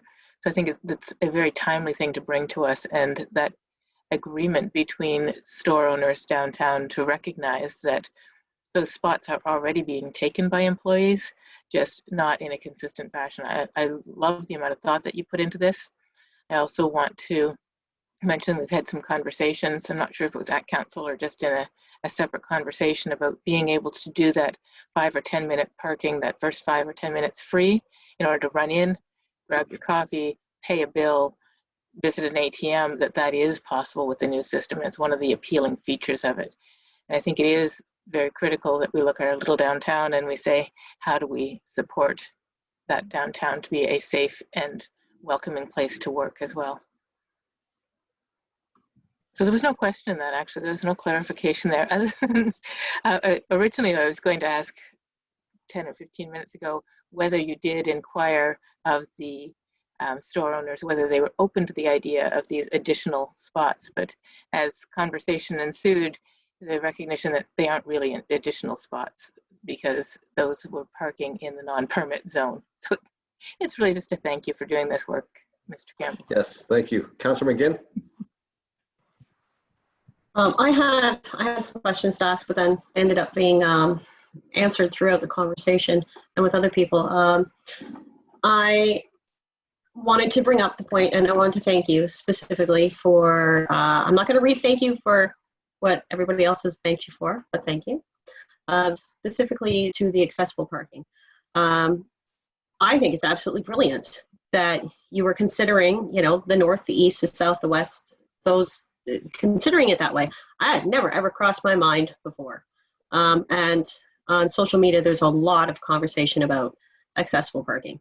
So thank you for that. I think it's fantastic. Oh, so here is the question. And it's not, I'm not certain, Mr. Campbell, that you can answer it, but I believe there's another Campbell who might be able to answer. There is other people who can answer this question. So when I've gone for the walks where it's safe to walk, the curb cutouts appear to be fully accessible. There is one area that I can't go and look at. Is there going to be, is this going to, if we were to have those spots at the key corners, is that going to make us AODA accessible compliant for 2025? And the question, so there's two questions, one to not Mr. Scott Campbell, but this question is to Mr. Scott Campbell. Mr. Scott, this is probably easier to do it this way. Mr. Scott, has there been any consideration or any talk around, or any support perhaps around having anybody with a parking permit, a disabled parking permit, would you guys support them having free parking downtown? Mr. Campbell? Scott? I don't know necessarily what the question was, other than would we support somebody with a disabled parking permit not paying for parking downtown? I mean, is that not how it currently works? Yes. Accessible spots are free? Okay, so yes. If you have, no, respectfully, Mr. Ross, anybody with a disabled parking pass is not exempt. If they park at a meter, they are not exempt. If they have to pay somewhere, they are not exempt. They are allowed to park in a disabled parking spot with their pass, but sometimes the spot is not available. So is it something perhaps maybe to bring back to the BIA? And at a later date, maybe it's a different portion of the conversation. I guess what it is I am looking for support, and I'm looking for other people to back me up and say that, you know, if the disabled parking spot is not available, would you be in support of a person with a disabled parking pass permit for their vehicle to park where they need to park? So the answer you're going to get from me, who's pretty much ready to sign off on any paid parking, like let's get rid of paid parking everywhere in downtown, although I'm trying not to go there because I know that it's being met with a lot of opposition. I would say everybody can park for free. So I'm not going to say no to anybody with a disabled or an accessible parking space or an accessible parking pass to park somewhere where they need to pay. I think that question would probably be better answered by your town staff and whether or not town staff wants to charge somebody. Thank you, Mr. Campbell. Thank you. Councillor Gordon? Thank you, Councillor McGinn. You just had me thinking about this. With the new design, with the bollard system and those diminished parking on King Street anyway, with the new design, would it make sense just to make the King Street, all the parking lots, all the parking along King Street, disabled parking, and just there it is. It's free. It's for disabled parking only and bicycles and people walking, and let everyone else who's able-bodied park in the back lots and the side streets. That's something we've considered. I'm not sure if that's something we've considered, but we're having Mr. Campbell here for discussion with regards to the BIA. If that's something we want to get into, we can, but I'm not sure if that's something Mr. Campbell would like to answer. But I won't speak for him. The only thing that I would say to that is that I'm hearing a lot of myths kind of being put out there. I don't know if there really is a diminished amount of parking on King Street. When I was part of the design team, the spaces add up to roughly the same amount of on-street parking currently, or the new design will have basically the same amount of on-street parking as the old design did.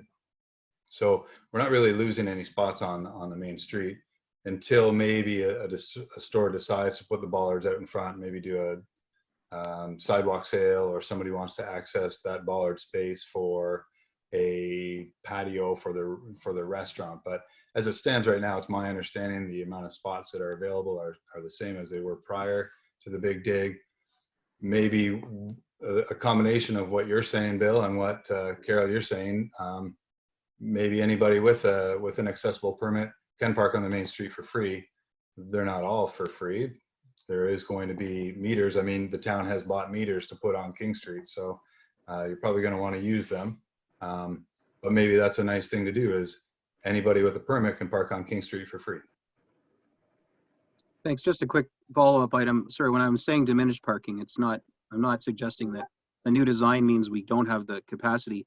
It's just in the reality of our new world with a lot of those small stores, unless they're going to have 1 or 2 people in the store at once with COVID, which ain't going away anytime soon. I suspect we're going to be making use of that functional space that used to just be sidewalk more and more. And I'd almost expect that, I'm just making this up right now, but let's say that 60% of the businesses down there ask the town, if they have to, I don't know what the process is, honestly, hey, I want to use this space so there's no parking there because I need to have my stuff out there so people can see my stuff and buy it. So I would expect that parking actually on King Street may be at a premium for at least a couple of years.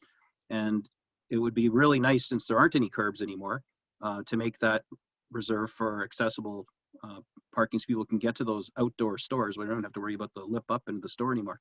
But no, I get your point taken, and I don't want to propagate a myth that we're carving away parking there. It's just, I think in reality and implementation, we're actually going to lose a bit, but we're going to gain outdoor shopping experiences. And we may end up having to put up verandas, or what do we call those, overhang things, so people can shop in inclement weather as their stores open outside for the next couple of years anyway. Yeah, let's hope that there's 60 stores all with things out in front of their stores next summer.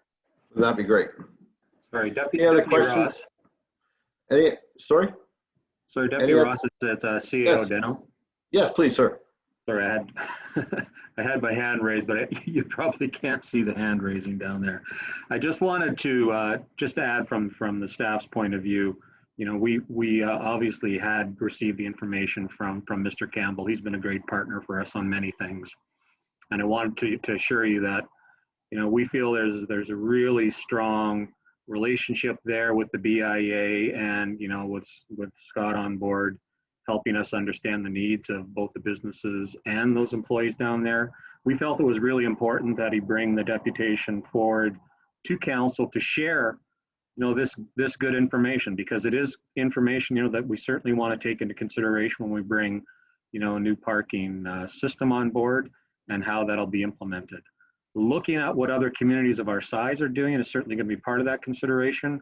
Considering pilots, which may include some of those employees with the downtown group, I think is another good consideration here to make sure we find something that works. I know Scott's a real innovative guy, so that's the type of thinking I think we both appreciate and will certainly do. But I'm really confident, that we'll come up with something that's going to work. The technology is going to give us more flexibility. I think it will make enforcement actually easier, not harder. So we're looking forward to that gain. So from all perspectives, I think, a refurbished downtown with a new parking system that will return some revenue, I think, to the town, but in the right manner from the right people. It will, I think, stop that 3-hour shuffle that we talked about. And I think it will also address the issue of people parking and taking a chance on ticketing, because I think that will be something we'll also consider. So just in short, I wanted to assure you that I think the relationship with the BIA and Scott is very strong. We really appreciate his input. He doesn't hesitate to reach out, which we always like, and it's always good conversation that's worthwhile. So thanks again. Thank you very much, Mr. Dunno. Any other questions or comments for Mr. Campbell? I see none. Thank you very much, Scott. Any closing remarks? Just thanks everybody for the kind words. I appreciate all the work you do and taking the time to listen to me. I think together we're working towards a better town, and one that I certainly feel proud to be part of. So onwards and upwards.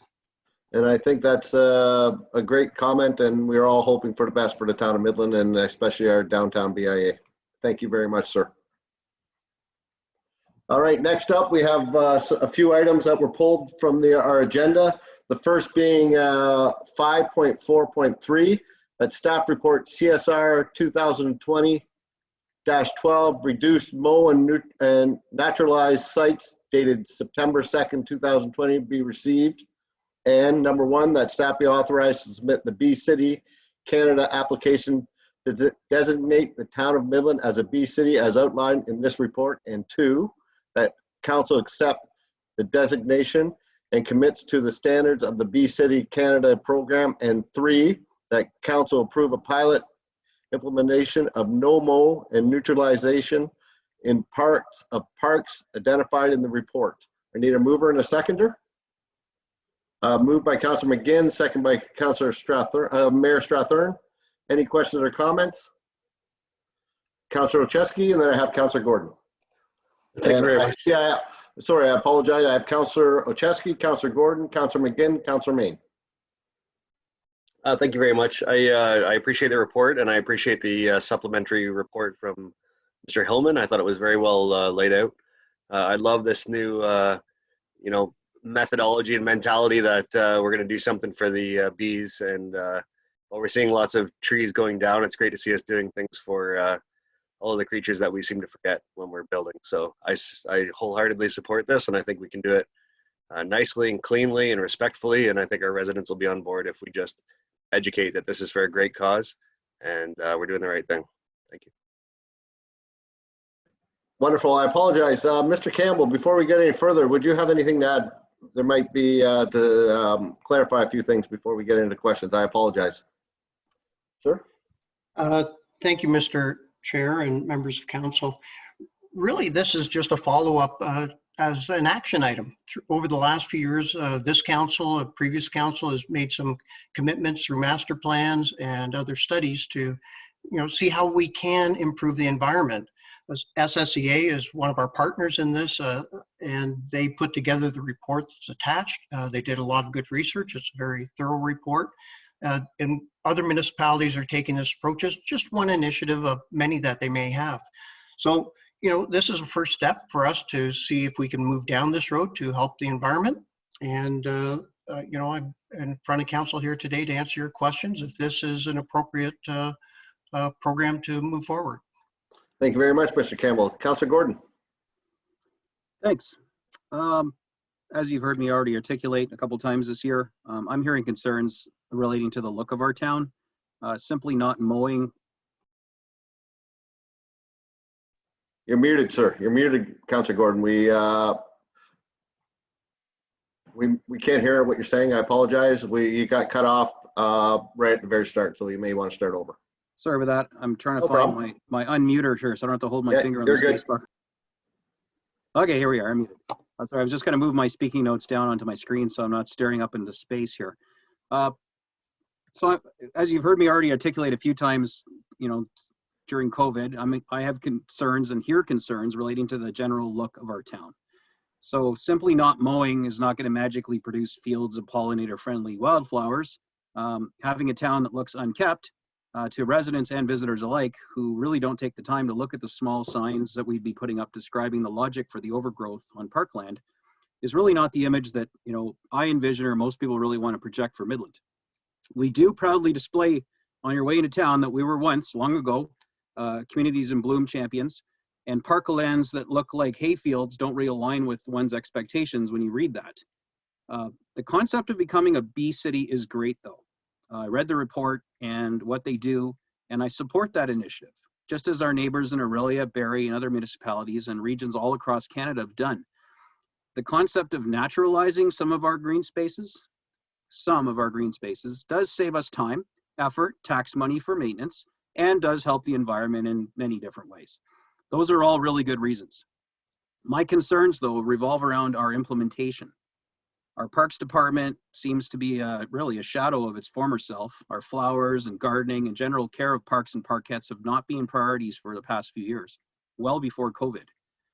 I'd really like to see the revival of our Parks Department in some way, and maybe a collaborative citizen staff Parks Commission, which has been suggested to me, to further consider this initiative, carefully plan it, consider and reconsider the no-mow zones over the pilot phase, as well as how to ensure the pollinator-friendly species are actually planted and nurtured in harmony with the increased usage that we would hope to see with our residents enjoying outdoor spaces.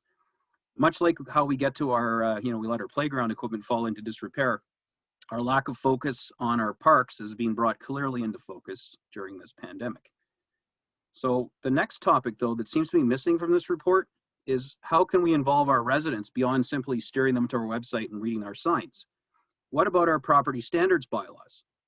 In a letter on this agenda by resident Linda Hillman, we're urged to consider allowing residents to participate in this by naturalizing their lawns and their properties, just as the town is proposing to do, which would currently put them in conflict with our bylaws.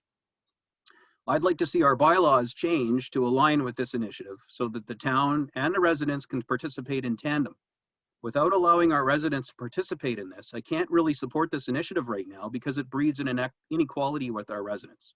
As the saying goes, and people have heard me say it, what's good for the goose must be good for the gander.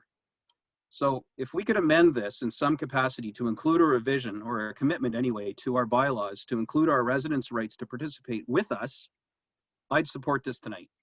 If instead we're going to keep our residents under our thumb, green thumb as it were, around property standards while we stop tending to our own green spaces in the name of savings in the environment, I can't support this right now until we align with our community. So in short, the concept is good, but I believe the chosen implementation strategy does not invite our community to join us as stakeholders and legalize their participation. Even though perhaps only a small number may choose to participate, I for one wouldn't, I'm going to keep cutting my lawn, but they should have the right to do so. And right now we're not discussing that in this, and I see that as an equity. So unless we're willing to sort of wind in the town bylaw at the same time, I'm not going to be able to vote for this tonight, only because I can't vote for something that's a clear inequity. Thank you, Councillor Gordon. Councillor McGinn.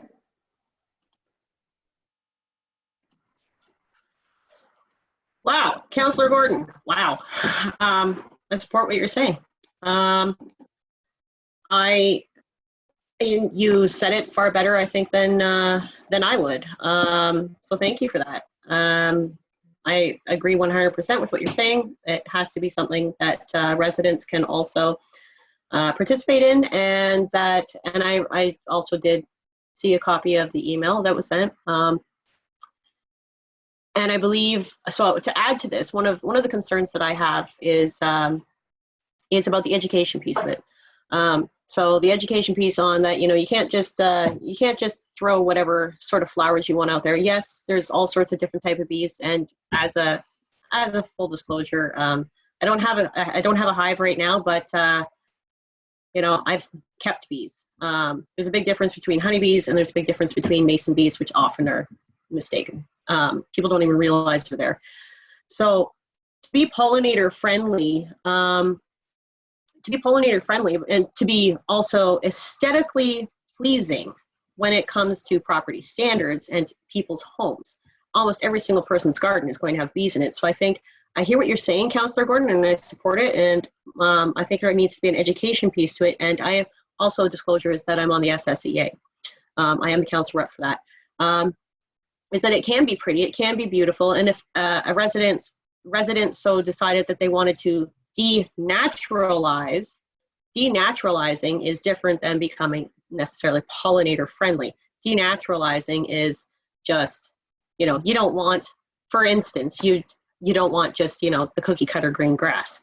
And if we are going to denaturalize and become pollinator friendly, those two things are not always synonymous. Sometimes denaturalizing is just letting it go wild, which is not pretty, or can potentially be not pretty. In the right scenario, it's absolutely beautiful when you're riding out, riding your bike out somewhere else. But to be pollinator friendly, we need to consider that different people are going to have different preferences as well for what it is that they're going to want on their yard and what they're going to want in their town. So the education piece has to be with the residents. If a resident wants to, maybe they just need to tell us. Maybe they just need to tell the town and say, this is what my plan is. I'm going to denaturalize. I'm going to do the pollinator friendly, and or I'm going to do indigenous native heritage plants, which also are pollinator friendly. It's just to let it be known so that it's visual and it's seen when bylaw goes by that there is a big difference between somebody who has this plan moving forward and somebody who has just decided, heck, I'm not going to take care of my property. It's to ensure that there aren't going to be people who are going to abuse this new thing that is coming forward and just decide to not care and not maintain their property. It's usually indicative of something else as well. So thank you for that. If we could have something about the education piece and something about ensuring the balance with residents, then yes, I support this, but I am nervous. I guess that's about it. I'm a little bit nervous. Thank you, Councilor McGinn. Councilor Main. Thank you, Deputy Mayor. No, there's just a couple of comments that were made that not quite supportive of. I'm fully in support of our town staff. I think our parks, they do such a wonderful job of keeping our parks. I don't think that it's fair to say that our parks look like a shadow of themselves. That we've unprecedentedly spent so much money in the Parks Master Plan over the next 25 years. Our town is going to really benefit from that. So let's not confuse this with property standards bylaw. I think that's a pretty obvious point. We've been working towards updating the property standards bylaw since at least last term. We were going to have an ad hoc committee that just didn't quite fail to launch. But let's not complicate these. That's a separate issue. Property standards, that's its own bylaw. Let's update that. But first, environmental stewardship means that we take the lead. So let's do that. We've been talking about this idea. This is one of many environmental initiatives that we're going to be looking at in the next many years. So let's do it because it checks all the boxes. Cost effective, social and environmental benefit. And so really, I think to the point of the concern of the community, it's how you roll it out. So now that we've announced that we're going to do this, we're going to highlight it, we're going to have some signage. And I don't have any doubts that this isn't going to be successful because we already have naturalized areas in our parks. Little Lake Park already has wonderful naturalized shorelines that's full of flowers, full of wildlife. So that's just kind of one general comment. I think that this pandemic has really made clear that people are really demanding quality outdoor public spaces. And so that's going to be really important for us through the fall, winter, into spring next summer as we continually deal with the pandemic. And so really we just want to celebrate biodiversity and add biomass. And so that's the issue that people are talking about is lots of trees are coming down, lots of just plain turf. We really want to add biodiversity plants back into municipally owned property. So through adaptive reuse, we can make the most out of our parks. So I know some people were concerned with the naturalization of some areas, especially Edge Hill. So you just have to make sure that you have desire lines. So where people usually use the pathway, that those are clearly laid out. There's multi-tiers of the park. So on areas where there's slopes, you can naturalize it a lot easier. On flat areas, you can have a little balance. And we already have a balance of naturalized and urbanized areas, Little Lake Park. So that's a perfect example of what these other parks would look like. And we even talked about further naturalization of Little Lake Park. So fully support that. And it really goes to the concept of plant blindness. And this was a term I was reading about a couple years ago, and it basically says we don't recognize the plants that we see. We can recognize all the corporate brands in the world, but we can't name the different kind of trees and the flowers. And so people are saying, oh, these plants are full of weeds. But if you look around, you know, everywhere in town right now, you see goldenrods. They're beautiful everywhere you go, right? So I think that's really, that really touches the education piece, is really bringing awareness of what are good plants. And that also then leads into the point of invasive species. If we're going to have naturalization and start the process of succession of plants, we just have to make sure that we watch for invasive species, because we already know that our parks and our town are full of invasive species, garden escapees like periwinkle and goutweed, but we know that there's tons of glossy buckthorn, Japanese knotweed. I mean, there's a whole bunch of species that are really filling up our parks. So that's really, we have to be mindful, like you're saying, if we just put an area and let it just go wild, a whole bunch of invasive species are going to show up there. So I think it's really important that we move forward with this. And again, it's just really about balancing and adding biomass and biodiversity back into our parks. And so I fully support this initiative.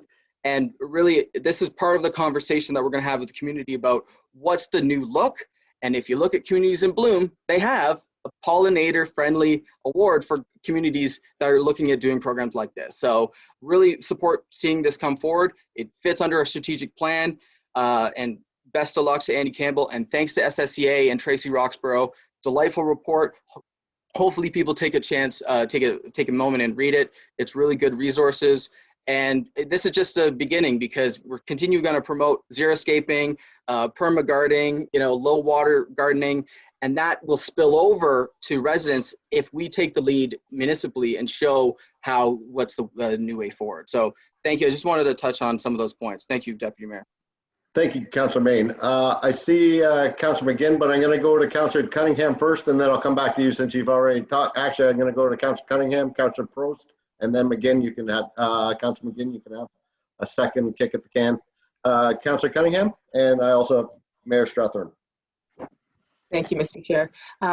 Most of what I wanted to say, Councillor Main has already said. I agree fully there that we want to keep the property standards and this naturalization separate. Property standards make great neighbors. When we keep ticks and mosquitoes away from our neighbor's property, which is a real concern why we want our grasses cut. We are reducing West Nile virus, we are reducing Lyme disease when we keep pests out of our lawn so that they're not around our neighbors' kids as well. So that also leads to the one point of making notes of showing that these are naturalized areas and having little signs just like you'd see along the waterfront in Collingwood about dangerous plants that are poisonous and the fact that denser weeds and grasses will harbor mosquitoes and ticks, and just to have that small signage as we develop this. I love this report. I love this idea, especially some of the more beautiful naturalized zones that were in that report that show the local wildflowers as they build out. I think that's going to really enhance the town, and thank you so much for bringing this forward. Thank you, Councillor Cunningham. Councillor Prost?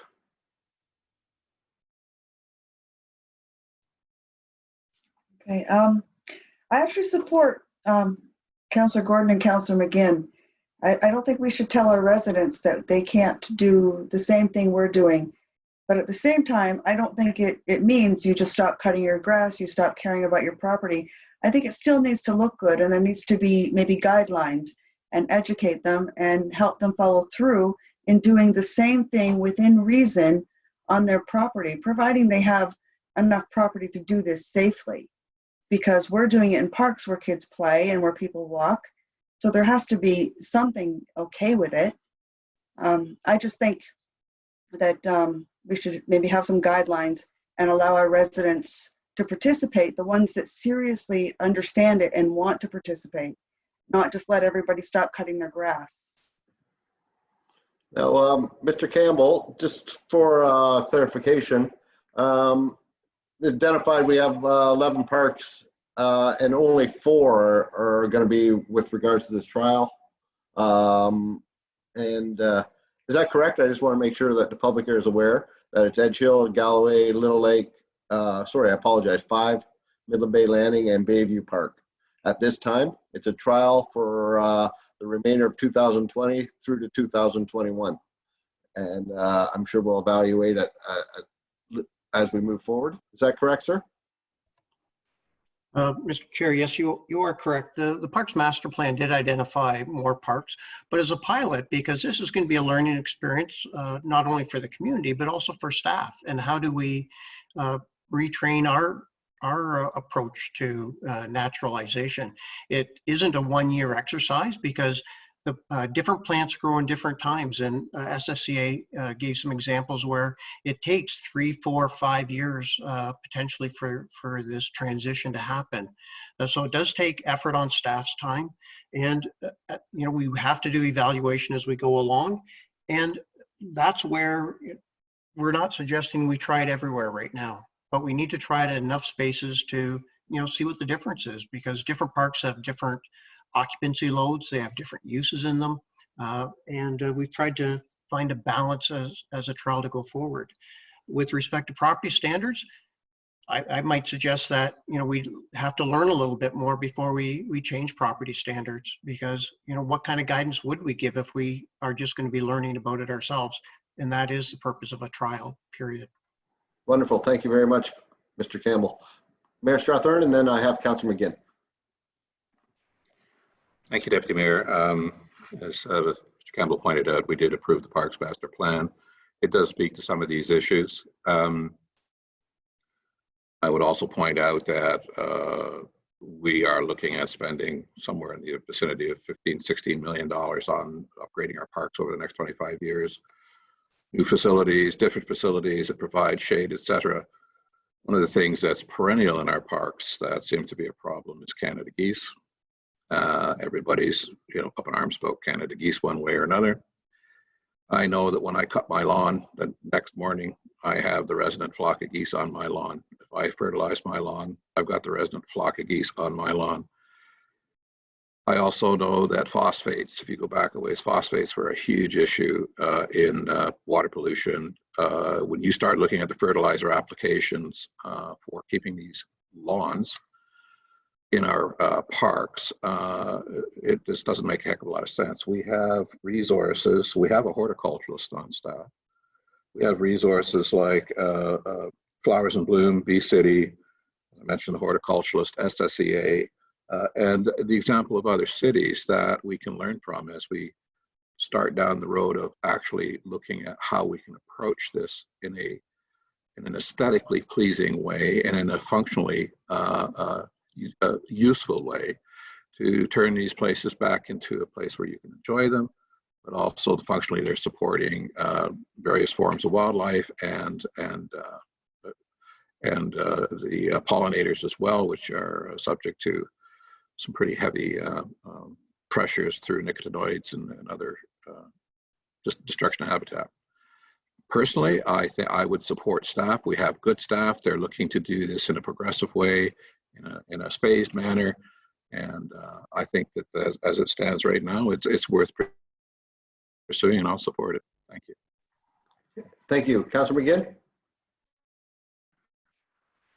Hi, thank you.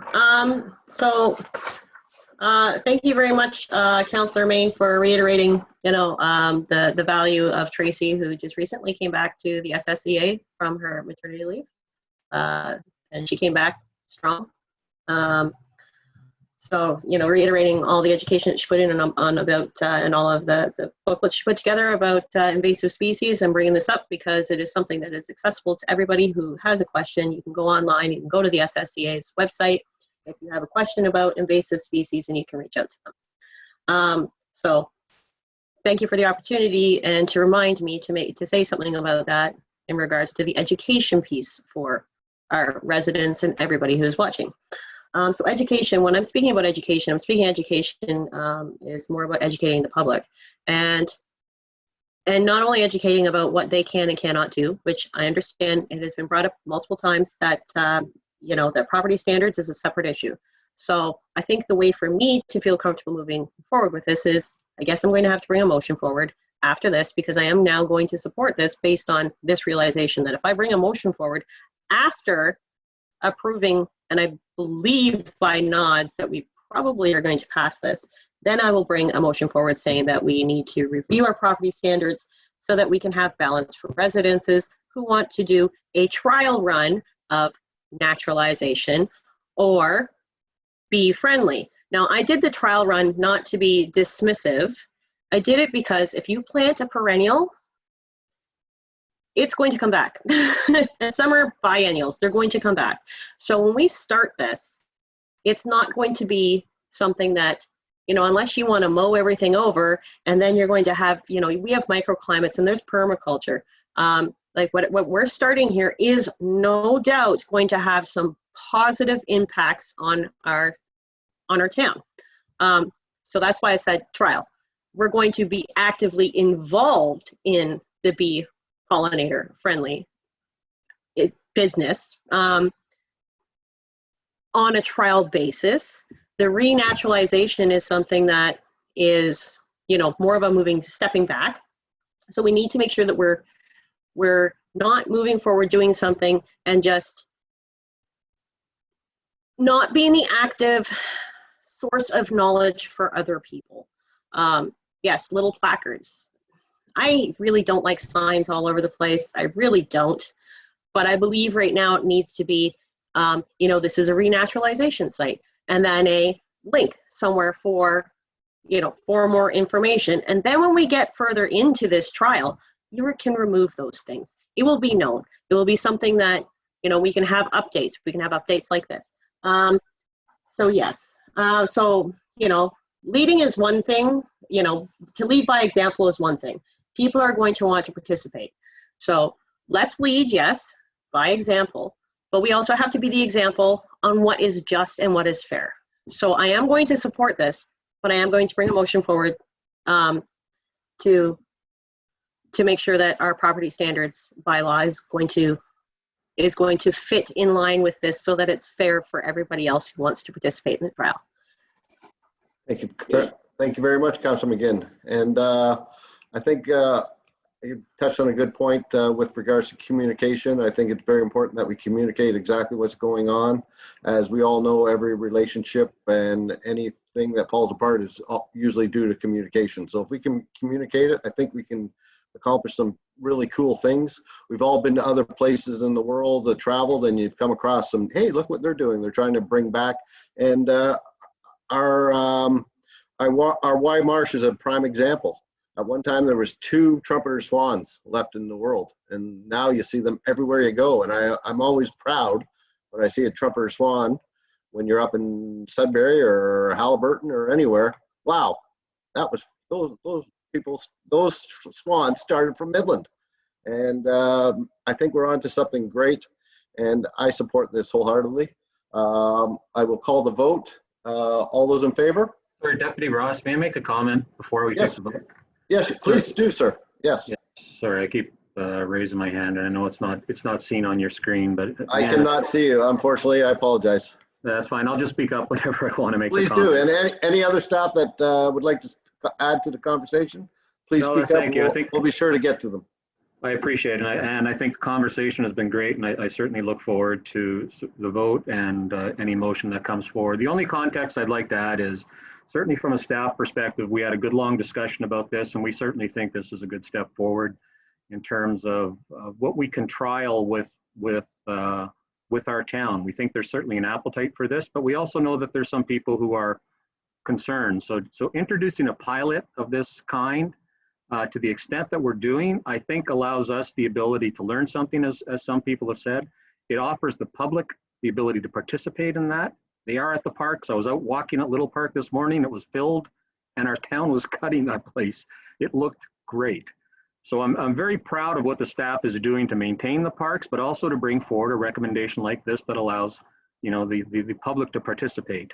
When we consider, you know, introducing property standard flexibility, I just want to remind council that that probably will come with a cost. And certainly when we go through budget deliberations, as you know, we've been given the guidance from you, we want to make sure that we can impose as little impact on the tax levy as possible. So when you consider these types of flexibility that we offer to people, we all know that property standards generates a lot of buzz out there today, no pun intended. Will it potentially, when you offer more flexibility in this kind, will it, require us to have more enforcement or be busier on that side? It could. So I just want you to be cognizant that it may come with a cost to add this type of flexibility. What we're proposing is something that I think is a good pilot that participates the public, and it also gives us, a good chance to get some education on this and see if it works and potentially, go farther with it or maybe pull it back depending on the experience. That's all I wanted to offer. Thank you very much, Mr. Deneau, and I see Councillor Gordon. Last comment.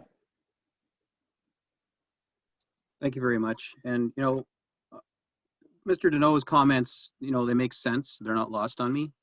But I would just like to rub the crystal ball for Councillor McGinn and tell you that that's exactly why this motion that you're going to bring forward in the future is going to circle the bowl.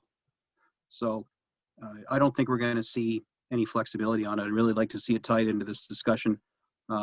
Leaving the community out of this and just doing this is going to make us look lazy. It looks like all we're trying to do is save money by not cutting the grass and just let things go wild under the guise of environmental friendliness. And that's how a lot of people are going to see it. And that's how I see it if we're going to exclude the public. So, I know this is going to pass tonight, but I can't support it because I just think we're just taking the shortcut. And, you look at what we did to the community this year through COVID, it just looked terrible. And we're just coming back from it now. We didn't fire anybody. We didn't lay anybody off. So anyway, that's all I got to say on this. I agree with the whole concept. I think it's great. I think our implementation of it leaves the public behind. Thank you. I'll call the vote. All those in favor?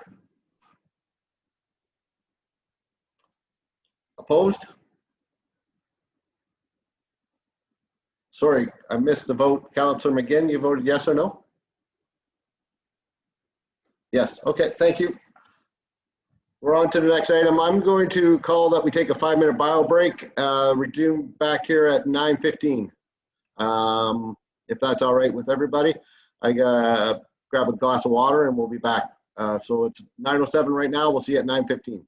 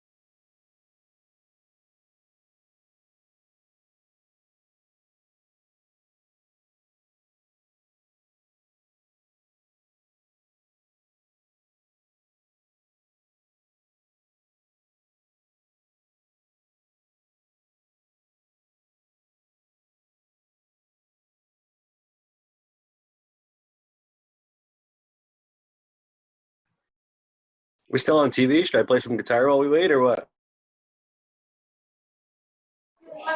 Yeah, start playing. I'll sing with you.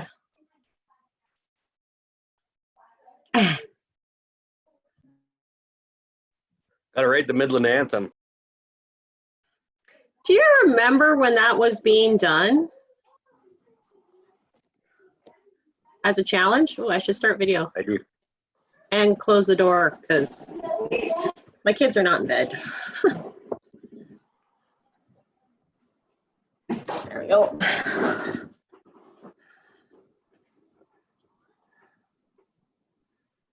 Oh, it's not too late. It's only 9:14. They'll be. Where did I write it?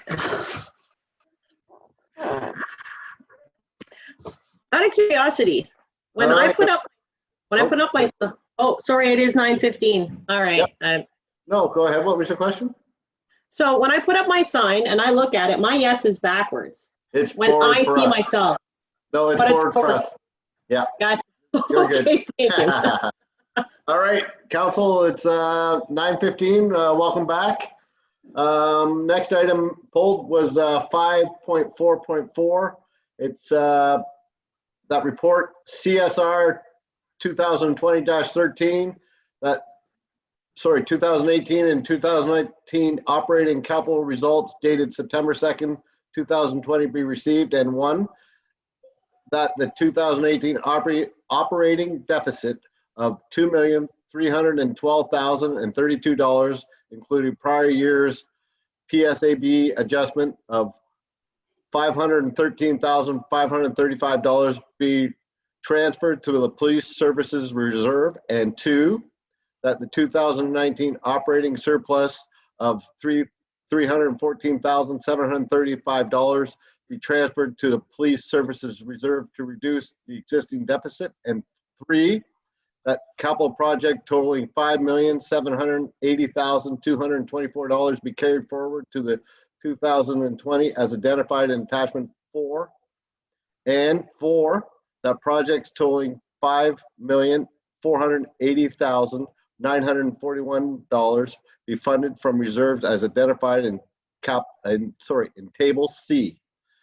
Before we open this up for questions, I'll ask Mr. Jeremy if he'd like to add some words before we go forward. Sorry, if you don't mind, Deputy Ross, I think, I'll kick off with the comments. I apologize. I need a mover and a seconder to get that on the floor. Moved by Councilor Chesky, second by Councilor McGinn. Thank you. Mr. Deneau, it's all yours. Thank you, Deputy Mayor, and thank you, members of council.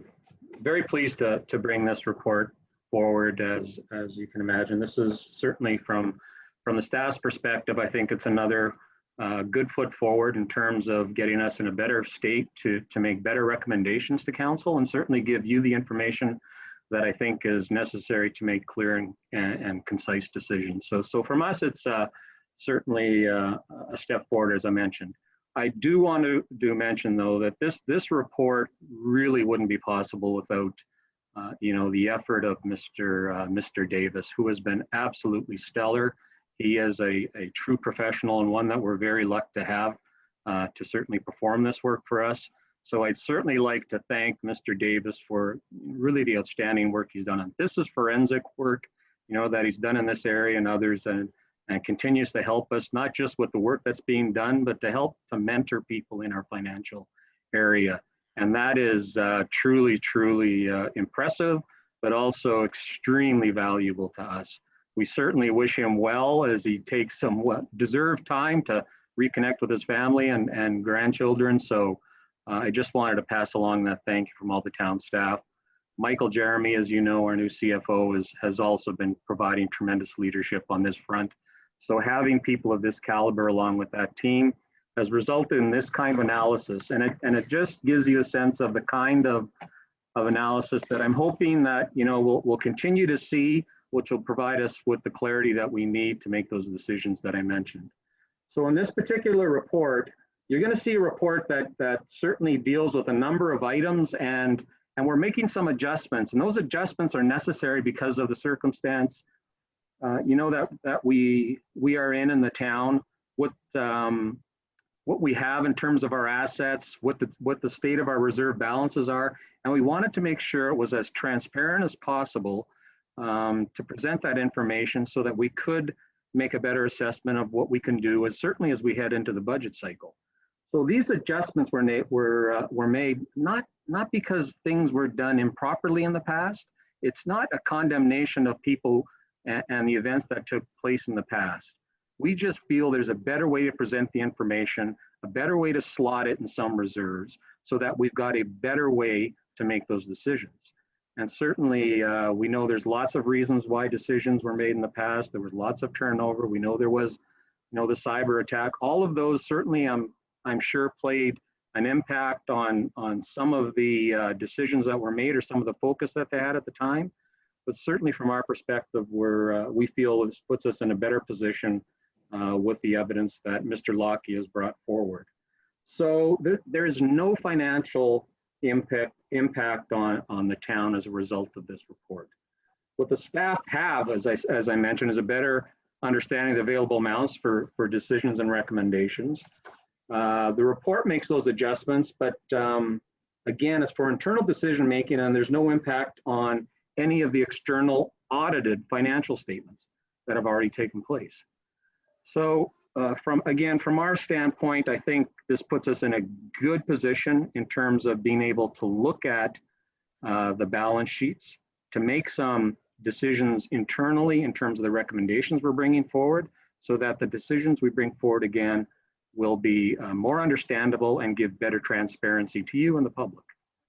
Certainly, if there's any questions that you have, I know Mr. Lockie is available to answer any of those, as is Mr. Jeremy. Wonderful, thank you very much. Any questions or comments? Councillor Gordon.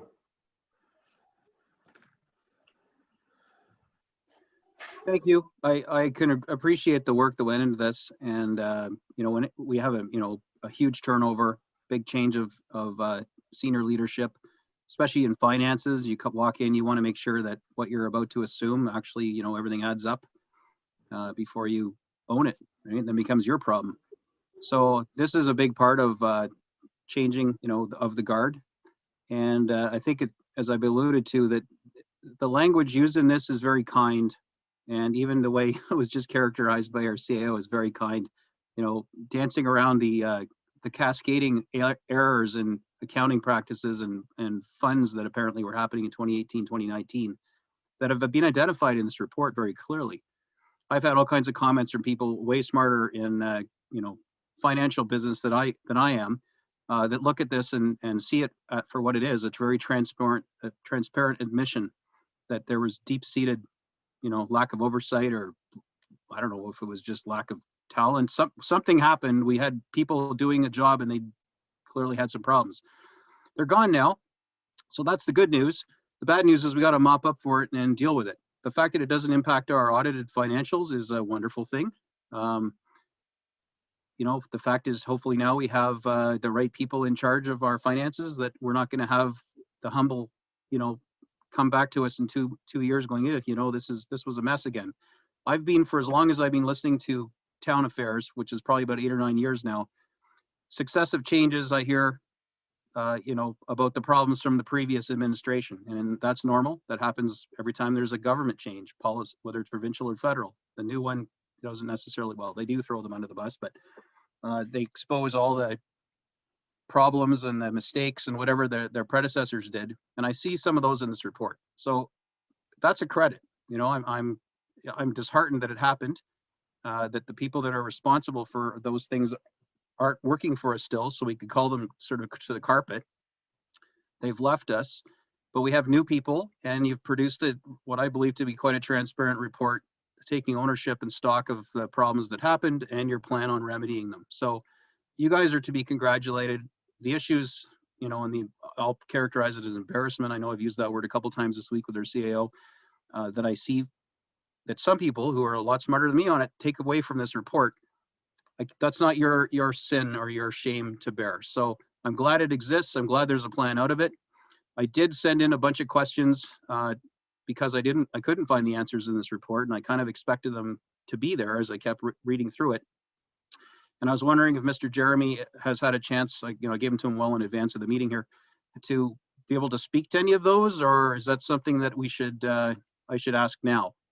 I guess that's the $1 million question. I have a series of 6 questions that go along with this, and I don't want to monopolize all the time. I would suggest maybe start with 1 or 2 questions, and maybe he'll answer some of the other ones that you have, only because the rest of us haven't heard the question. Right. Okay, that's fair. Well, I could probably nail 3 of them. 3 is 1 almost here. There's some finances that have been pointed out to me that seem to be missing from this report about our move forward and transfer to reserves and whatnot. And that's the $483,900 from the government, the SRA COVID-19 support, $535,200 from our OMPF grant, and $70,781 for the Mid-Penetang Transit. Those numbers added together are a significant value, like $1 million, and they could very easily completely negate what I recall being the impact thus far of COVID-19 on our municipality. So it would almost wipe off the COVID debt completely, and we'd be operating as if this horrible pandemic wasn't happening or hadn't happened. I don't see those numbers reflected anywhere. So what I'd asked them is, have we got the money from the government yet? And if we put it in the bank, where is it? And what's it being used for? And when are we going to see the accounting for it? So point of order, Mr. Chair. 3. Point of order. This is not relevant to the report. This is a totally different matter. These funds, you want to report on this, we'll gladly generate a report on this. Those questions could have been put directly to Mr. Jeremy. This has nothing to do with the report. The report is talking about 2018 and 2019 adjustments. This is not relevant or germane to the conversation. Yes, we certainly have had the funds committed, and they will be used to offset over $600,000 worth of lost fees and revenues. That's what they're for. But this is not the place to talk about it. You have, Councilor Gordon, you have questions with regards to 2018, 2019? Thank you, Your Worship, for pointing that out. I can skip ahead Thank then. you very much, sir. In attachment number 1 of this report, I'm going to read verbatim from my questions for the benefit of my peers. In attachment number 1, you show the 2018 budgeted cost for the OPP to be $5,364,280. And you're happily reporting that they actually came in and invoiced us for 2018 for less than that at $5,064,398, which is great news. So it was actually less than they budgeted. However, that's still higher than the MPS budget for 2018, which was tendered at the same time as the quote was for the OPP. The MPS budget was under $5 million. So what were the costs? And it doesn't show in your report for the OPP in 2019. You showed us 2018, but you didn't show us 2019. And what were they likely going to end up as a 2020? I mean, you can see that transition. In the 2 town documents in the past 2 months that I've read about savings by going to the OPP, some of them up as high as $800,000. How is that possible when you, on this report, show that there was over $3.8 million in climbing in disbandment costs for getting rid of Midland Police? The 2018 costs were higher than the MPS budget for OPP. If your predecessor had applied customary historic increases to the Midland Police Service budget and compared it to the OPP costs, which we have yet to see, and then factored in the disbandment costs of just under $4 million, we would then come up with a real number that could accurately represent whether or not we've actually saved any money in this report. I don't understand. I'm looking to you to show us these savings when we can accurately compare costs in 2021 when we get the new billing model. This report indicates that we've saved money with the OPP when that is, like anybody with a calculator could sit there and type in the difference between $5 million, add on the 3.8 for disbanding, and then whatever the cost of the OPP was, and tell us that we haven't saved money, in fact, at all. It's going to take us many years to save money because of the disbandment costs. So I don't understand how this report can indicate and state plainly that we're saving money having post-switch when you don't show what it cost us in 2019 and you haven't factored in the disbandment costs. Well, we'll see. Mr. Lockie, you care to answer, sir? Or Mr. Jeremy? Mr. Chair, it's Lockie here. Mr. Chair, to the to council. So the 2019 info is in the report. It's on page, let's see what page this is. It's in attachment 2. So that information is there. It's part of the 2019 results. So this report covers both 2018 and 2019. So that information is there. Keep in mind what we did here. What I've provided to you in the report is just a comparison of what was budgeted in the council approved budget versus what the cost was, not what the OPP cost was versus Midland Police Service. So we haven't done that analytical work, or I haven't done that analytical work. All I'm doing is comparing a budget item to what the actual costs were at the end of the year. And so that's the references that I'm making in this report refer to budget to actual costs, not a comparison between the two police forces. So that work needs to be done, and that will be done at some point in time. Keep in mind that one of the things we only switched to OPP, finding out that the OPP costing model is always behind. So some of the information that we need to make those comparisons are lacking because, are lagging, not lacking, because the OPP just haven't reported them yet. So it's not an issue that we're withholding information, we just don't have that information yet to report on. So that information, Councillor Gordon, is in the report. If you take a look, so for 2019, for instance, the budget, and again, I haven't analyzed the budget, this is what was approved by council, was 5.7 million roughly for police, and the actual cost was 5.3 million. So there was about a $380,000 budget, favorable budget variance for 2019. So that's the information that's in this report. And Mr. Davis will expect a report on that to come to council as soon as you receive that information?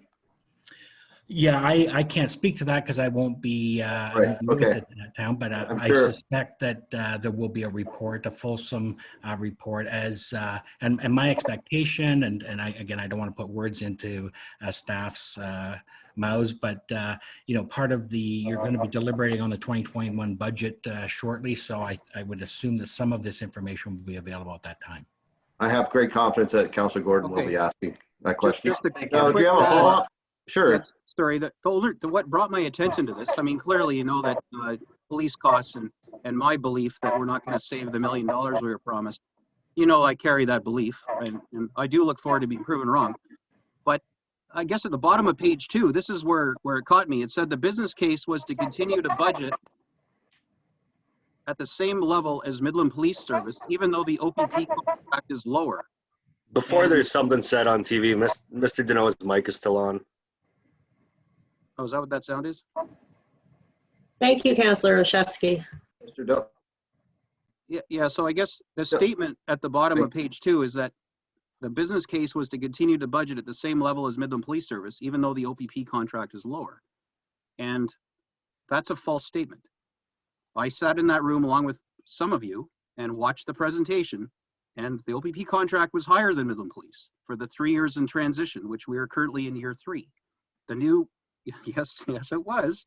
And that's why the shift had to change from, oh, this is not about savings anymore. I remember then Mayor McKay changing his mind, and it became about service levels. So what we're going to need to see, and what we will see, I'm confident, is a full accounting, and we'll match that up with what those quotes were and what the invoices were. And I'll be looking for that $1 million in savings starting next year. I'm really hoping to use it to buy playground equipment.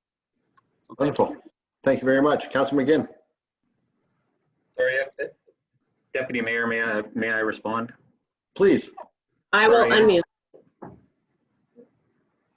Can you hear me okay? Please, yes, we can hear you fine, sir. Yeah, I know. It's just to correct the assumption, the business case that was proposed, the savings actually did start. The OPP savings started in 2019, the first year after the transition. That was a 10-year business case. Regardless, this report isn't about the OPP costing, as I mentioned. This is about resetting the reserves. I think we've acknowledged, and Mr. Lockey's acknowledged that whether it's OPP costing or MPS costing or costing for anything else within the town services, we're very interested in understanding what those details are and understanding exactly, what assumptions were made. and forecasting those out over the years. Will savings be realized in any of those areas? That's something, you know, we're all interested in. And certainly for this, you know, for the OPP case, it's a 10-year transition that was forecasted. But we want to keep an eye on all of this, as we do with everything. And this report, again, you know, if I can get back to the essence of the report, is to reset on the reserve balances without the financial impact to the audited statements, and to give us some clarity on what those reserve balances are. It's not about a debate on the OPP costing. You know, I think we all need to understand what that will be, and we'll certainly commit to understanding what that is, but we'll also commit to understand the MPS costing assumptions that were made as well, you know, on those types of business cases. So we're committed to making sure that we're keeping an eye on all of this. Thank you very much, Mr. Deneau. Councilor McGinn, question? Yes, so I'm going to ask 2 right now, and then I'll put up my sign after so that other people can ask questions. Please. You're welcome. So one of my first questions is out of the previous conversation that occurred. For the public, this is why I'm asking this. For the public, or anybody who is watching, or anybody who might be a reporter and is going to report on this, could you please say how far behind the OPP information is? Because the way it was worded, I could understand that if I didn't know, and that if my peers didn't know, that could potentially be an issue that other people would know. So I don't want to answer it. I am hoping that that you could please answer it. How, for the public, how far behind is the OPP information? And then I'll ask my second question, if that's the easiest way to do this. Mr. Davis, would you have that information available, or is that something that sort of just shows up when it shows up? I'm just curious, and thanks for the question. Mr. Chair and members of council, so my understanding, again, keep in mind, I haven't done a whole lot of analytical work on it, but my understanding is the way the OPP billing works is their 2019 fiscal period is the same as ours. It's the end of the year. They have their financial statements that are done, and once those are completed and they've done their work, then they will advise municipalities, all of the municipalities that they police, on what their actual costs were against what they billed. So what they do is they send us 12 equal billings based on what they've estimated the cost to be for the year, and then they true it up once they know the actual results. And what they do is if there's a credit owing to us, they will include that into their next 12-month worth of billing. So they'll take whatever the next 12 months and they'll reduce it by whatever the credit is and equal it out that way. And conversely, if there's money owing, they'll add it to the bill and spread that out over the next 12 months worth of payments. So we don't know what that information is. I've reached out to a couple of other municipalities around us that are policed, and it's the same basis. So it's always delayed. It's delayed in terms of knowing what the actual cost versus their budgeted cost, but in terms of paying them, we pay them a regular cash flow payment every month. Thank you very much, Mr. Davis. That answers the question. Councilor McGinn, you had a second question? Please go ahead. I did. Thank you. And ouch. Thank you for your honesty in answering that question. I appreciate it. Hopefully we'll learn more at budget time, and I appreciate you making the comment to that. So now I'm going to actually thank Mr. Michael Jeremy for a really classy report. I really highly respect that the language that you used in the written word. I appreciate that very much. You showed a lot of class, and it's nice to see that, because we don't yet know you very well. And thank you for diving in the way that you did. So what was originally my first question, which is now my second question, is I understand, and I heard what you said about our audited financials, and that they don't need to be revisited. I'm still a little nervous. I understand that I'm not an accountant. I understand that the accounting trade changes, and there's new ways of doing things, there's better ways of doing things, and so the concern that I have and the question that I have is that when it comes time for us to have our financials audited, given this new information that we have received now from somebody who is has done an absolutely fantastic and fine job. Thank you, Mr. Jeremy. Are we still, or do we have and hold any sort of long-term commitment to use KPMG?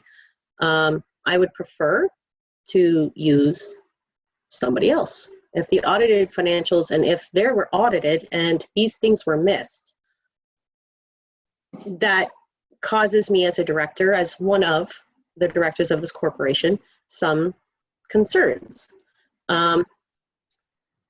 Sure. I don't think Mr. Jeremy or Mr. Davis, you care to answer, but I heard that it wasn't missed. It was just sort of a reshuffling. It's you know, I heard the scenario. It's like a bookshelf, and you know, some of the books were out of place, and now they're coming in. So I'd hate to point a finger at our auditor, but if Mr. Davis would care to answer. Actually, sorry, if you don't mind, this is Mr. Jeremy, please. Thank you very much. Thank you, Councillor McGinn through Deputy Mayor Ross. I guess first up, while I appreciate the compliments, I can't take credit for holding the pen on this report. Did have some involvement in discussing the findings with Mr. Davis, but it was actually Mr. Davis himself that did a lot of the writing on this. Well, I would say he really did do the writing on this, so I can't take that credit. And I really do thank Mr. Davis for his professionalism in writing this report. I'll take a crack as well at the observations regarding our auditors, KPMG, and what role they would have in this. And the issues that are identified go back quite a number of years, and it's not an audit issue. Our auditors are looking at our financial results from a different view than the issues that we're dealing with today. The report identifies early on that the adjustments that we're making through this report are not actually, they don't actually have any impact to our audited financial statements. So it's not a situation where our auditors have missed something. It's I think as Mr. Deneau had indicated earlier on, it's more a matter of how we are categorizing this in our world of fund accounting for internal purposes that we're revisiting through a lot of this work. So I don't want to pin this on our auditors in any way, shape, or form. It's not something that responsibility doesn't lie with them. Now, I don't know if Mr. Davis wants to add anything to that, but just wanted to provide that information. Mr. Davis, care to add anything, sir? Yeah, I just want to reiterate what Michael said, is that this isn't an audit issue. The auditors don't get into detailed internal auditing functions.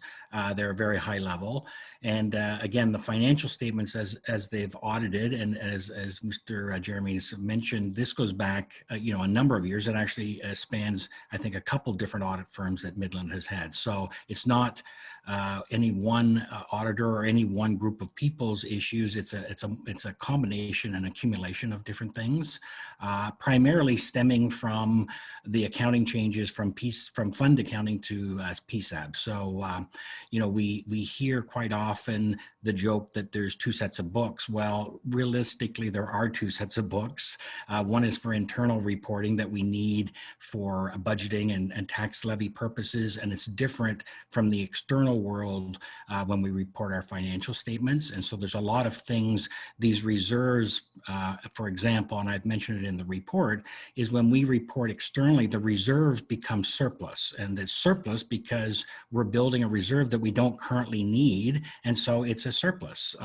And so all of them fall in there. And so all we're doing is restating all of those amounts that were erroneously reported previously back to the way they should be shown internally, so that you folks and the staff can make proper decisions on what is the true balance. So again, these don't change our financial position, our cash balances, all of those things, all of our debt, All of it is exactly as reported externally. These are just rejigging the internal reporting to match so that you can make those decisions. So yeah, the auditors wouldn't know this because they don't get into that level of detail and they're not required to.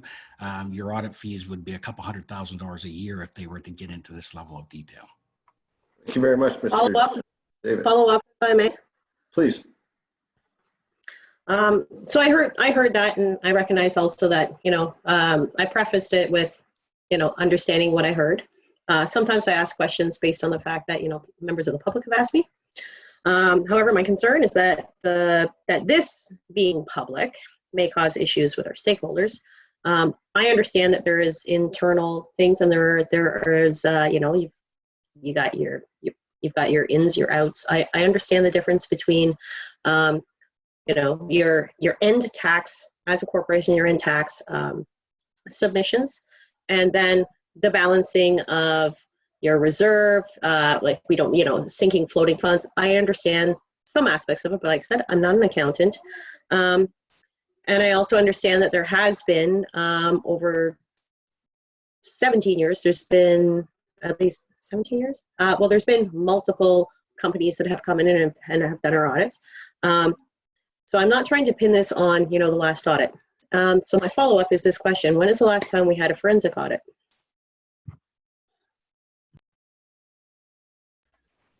Sorry, Mr. Lockyer or Mr. Jeremy, have we had a forensic audit? Question? This is Mr. Jeremy, and honestly, I don't know the answer to that question, whether the last time we have had one. If ever, I simply don't know the answer to that at this time. Thank you. Maybe that's something that you could follow up with and you get an answer offline if we don't have that answer, and we can share it with it later. Thank you. Thank you. Mayor Strathern, I noticed you had your hand up, and Councillor Prost, did I see you have your hand up? No? Okay, thank you. Well, thank you, Deputy Mayor. First of all, I think the characterization of the previous CAO and CFO was totally unwarranted. The councillor has no idea what the issues were in front of them as they proceeded to come into the organization and try and straighten it out. First thing that happened was we did a service delivery review. It identified needs within the financial area. It identified that the financial system was not operating the way it was supposed to. And so the CFO and the CAO and senior management then sat down and prioritized those items which needed to be dealt with priority. And the reserves were identified not only by senior management, but by council as being something that needed to be looked at. But given that the audited statements were working, that came out clean, it was given a separate priority, a lesser priority. With the advent of Mr. Jeremy and Mr. Davis, we then had the resources and the technical capacity to go back and look at those reserves. And what happened in that process is that Mr. Davis recognized that we had a shelf, to use the analogy that Deputy Mayor Ross spoke about, in which one was labeled, we'll say, with Shakespeare, another was labeled with Tolstoy, and so on and so on. The books got mixed up. Operationally, it didn't make a lot of difference. There were projects that were put on the books that weren't executed. Those reserves didn't go back. You see that in the report. Fundamentally, it doesn't change the solvency of the community or the municipality one whit. It's really a reordering to ensure that we now have transparency with respect to the reserves. I wish we had Mr. Davis here longer and we could go back and see whether there's anything else. I'm getting a sense that may not be necessary. The reality is that the people who made those decisions made them with the best of intention to make sure that the organization operationally continued to function, and that there was no financial impairment to the organization, and to characterize them as though they'd flown the coop and they would have no recourse to or redress with these people is totally unfair and totally unfounded. And I think it reflects very poorly on the councillor to have done that, particularly since he's self-admitted that he does not have a CA. He doesn't necessarily understand what's going on. And there's an audit committee meeting coming up on the 23rd. I hope he shows up to it. and speaks to the auditor and speaks to some of the CAs that are on there, and we'll get some questions answered right there. Point of order. So I'm just saying that I get to say what the point of order being is. characterized as something that is not. I get to say what the point of order is. Excuse me. Councilor McGinn, please. Point of order. Took me a little bit to realize that when you were talking about the counselor, you didn't name the counselor, yet I know who you're talking about. And I believe that that is a disparaging remark, and I take offense to the fact that you as a fellow counselor, and also as the head, ought to be setting a good example. So you hope that the person will come, potentially alludes to the fact that they won't. I don't believe that now is the time for us to be challenging each other to show up for committees that we are on. And that is how I took it. Never Well, missed that's one. fine. Never missed one. Yes, you have actually. I was at one. You weren't there. Oh yeah. Yes, boys. Attendance will show up. Oh, it is Counselor, You gentlemen Counselor, are not behaving well. This Gentlemen. Everyone. Like each other. We can Stop, work everyone. together. We're not going to bicker back and forth with regards to who attended meetings, who hasn't. I appreciate your comments. Thank you, Councilor. Thank you, Deputy McGinn. Mayor. Thank you. Any other questions or comments with regards to this item? I see none. All those in favor? Opposed? I see none. Thank you very much for the conversation. Thank you, Councilor McGinn. Next item on the agenda would be 5.4.5. That staff report CSR 2020-14 request to name a street at the harbor dated September 2nd, 2020 be received, and one, that staff recommend that the street naming policy be adhered to, and that the request to rename road at the harbor be denied. Any staff member care to comment before we turn it over to council? I see Councilor Gordon, Councilor Ocheski at this point. Is there anybody on staff like to add to the process that we follow? It's Andy Campbell here. Thank you very much, Mr. Campbell.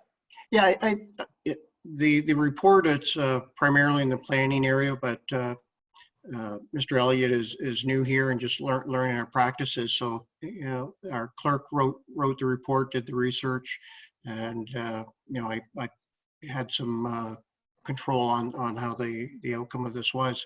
And really, we have a street naming policy. It has a list of historic names and other important individuals through the history of the town that at some point will be recognized through naming streets as we get new streets or through new subdivisions or as other events occur.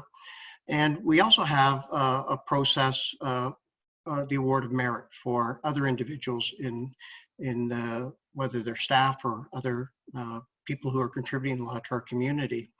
And you know, the recommendation really speaks to, you know, is recognition of a former employee. Do we use street naming policy, which hasn't been used to recognize employees in the past, or the award of merit? So the recommendation to staff is, you know, let's follow the policy we have. And if council wishes to, recognize employees and past employees, they have the opportunity in other forms and other mechanisms. So really, that's, you know, what the report says at this point. Thank you very much, Councilor Ocheski. Then I'll go to Councilor Gordon. Thank you very much, Mr. Chair. This has certainly been a bit of a polarizing topic this week, and it's been widely discussed through social media. And I've had a few people reach out to me through email and give me some calls. And I think that the quick and dirty for this one is just to erect the sign for $150. I didn't know Mr. Leaney myself, but I understand he was a legend. I have had multiple people reach out to me and said that they see this as a great act of faith and a good symbolic gesture for somebody who gave so much back to our community. I understand, I won't list all the things I heard that he has accomplished over the years, but I don't think this meeting needs to get any uglier. I think $150 to erect this sign is not too much to ask, and it sounds like the public has the appetite for it, and I don't think they'll be too disappointed that we kind of got away from our sign policy for one decision to honor somebody who's done so much for our town. Thank you very much. Councilor Gordon? Thank you. I'm going to quote from Brian McKell, who's a 23-year staffer, town's planner, and was the administrator of the harbor. He actually hired Rick Laney back in the day, back in the 80s. He wrote some sentiments that are shared by virtually everybody I've spoken to about this issue. What a travesty. Rick Laney was hired as the harbor master, initially on a part-time basis in the early 80s, and for decades was the face of greeting visitors, transient boaters, and administrating to the needs of the Canadian Coast Guard, Canadian naval ships, tall ships, and tour ships alike. For 25 years, he was the town promoter at the booth in the Toronto International Boat Show for a week, and he greeted our summer boaters. And when he wasn't at the booth, we fended inquiries about him. Rick was well respected by all of the other marina operators in Severn Sound boating area. And additionally, due to his family background in the shipping industry, his father was a respected captain of the CSL Corporation, Canada Shipping Lines. Rick was often a point of contact for freighter captains while in port. Rick is a living historical ambassador for our community. With all due respect to the current staff, none or few of them have had the pleasure of working with Rick Laney, named the thoroughfare after him. Others have reminded me that Rick started the fishing derby many years ago and found sponsors and volunteers to help out each and every year for the last 20 years. This year, with the exception because of the plague. We have named non-streets or thoroughfares outside of this policy in the past, such as at the Sports and Rec Center, Bun and Buzz Deschamps Way, Martel's Lane, at Little Lake Park, and Adam Dixon Way. The $150 spend recognizes a multi-decade ambassador of our town at the very place where he served and where he is best remembered. To deny this would be an insult, and the fact that we are even having to debate this after we already voted for it months ago is very, very unfortunate. To staff's credit, the report is not flawed. It's the technical interpretation of the naming policy. But like any policy, it's subject to bypass when the appropriate circumstances present themselves. Much like a law where not every breach ends in arrest and charge. Discretion is in the hands of those empowered to enforce the laws, rules, bylaws, and policies, namely us. We do a disservice by a legalistic and inflexible application of every policy and bylaw we manage. It also brings up a side issue in this report, which is the lacking of a plaque to recognize our Award of Merit recipients. I will pledge to deal with that oversight in another motion at another meeting. But tonight, I'm asking you to set aside the staff recommendation, recognize Rick Laney by erecting a sign at the harbor, and do so post haste, preferably this fall. Thank you very much, Councilor Gordon. I'm going to pass the the chair over to Councilor Main. If I could, I'd like to talk to this item if allowed. Councilor Main, would you mind? Yeah, okay. Deputy Mayor? Thank you very much. Rick Laney, there's no question, everything I've heard about him, he is nothing but a wonderful man, a proud employee, fantastic person. But I would highly recommend that we put his name onto the list of names and we follow the process that we've set out. And let's come up with the name. Let's put him on and we'll decide. The fact is, unfortunately, and I hate to bring this up, but Mr. Mike Dubo passed away recently, very recently. And if their family came to us and asked us to name that laneway, the Dubos had the Miss Midland here for 40 years, brought more tourists. I could give as many reasons as Mr. Laney. And I'm not using one against the other. They're both fantastic people, both well-deserving of a laneway. But the fact is, we need to follow the process. And let's follow the process and name the lane. Put Mr. Laney's name on there. Rick is a wonderful person, great man. We decide, we pick his name, and we make the laneway. But the fact, I don't understand why we would override it. Let's add his name to the list. Let's pass a motion next meeting to add Mr. Laney's name to the list, and then we put it forward. The fact is, maybe the Dubo family will come forward and ask to have their father's name put onto that list, and they'd like that laneway.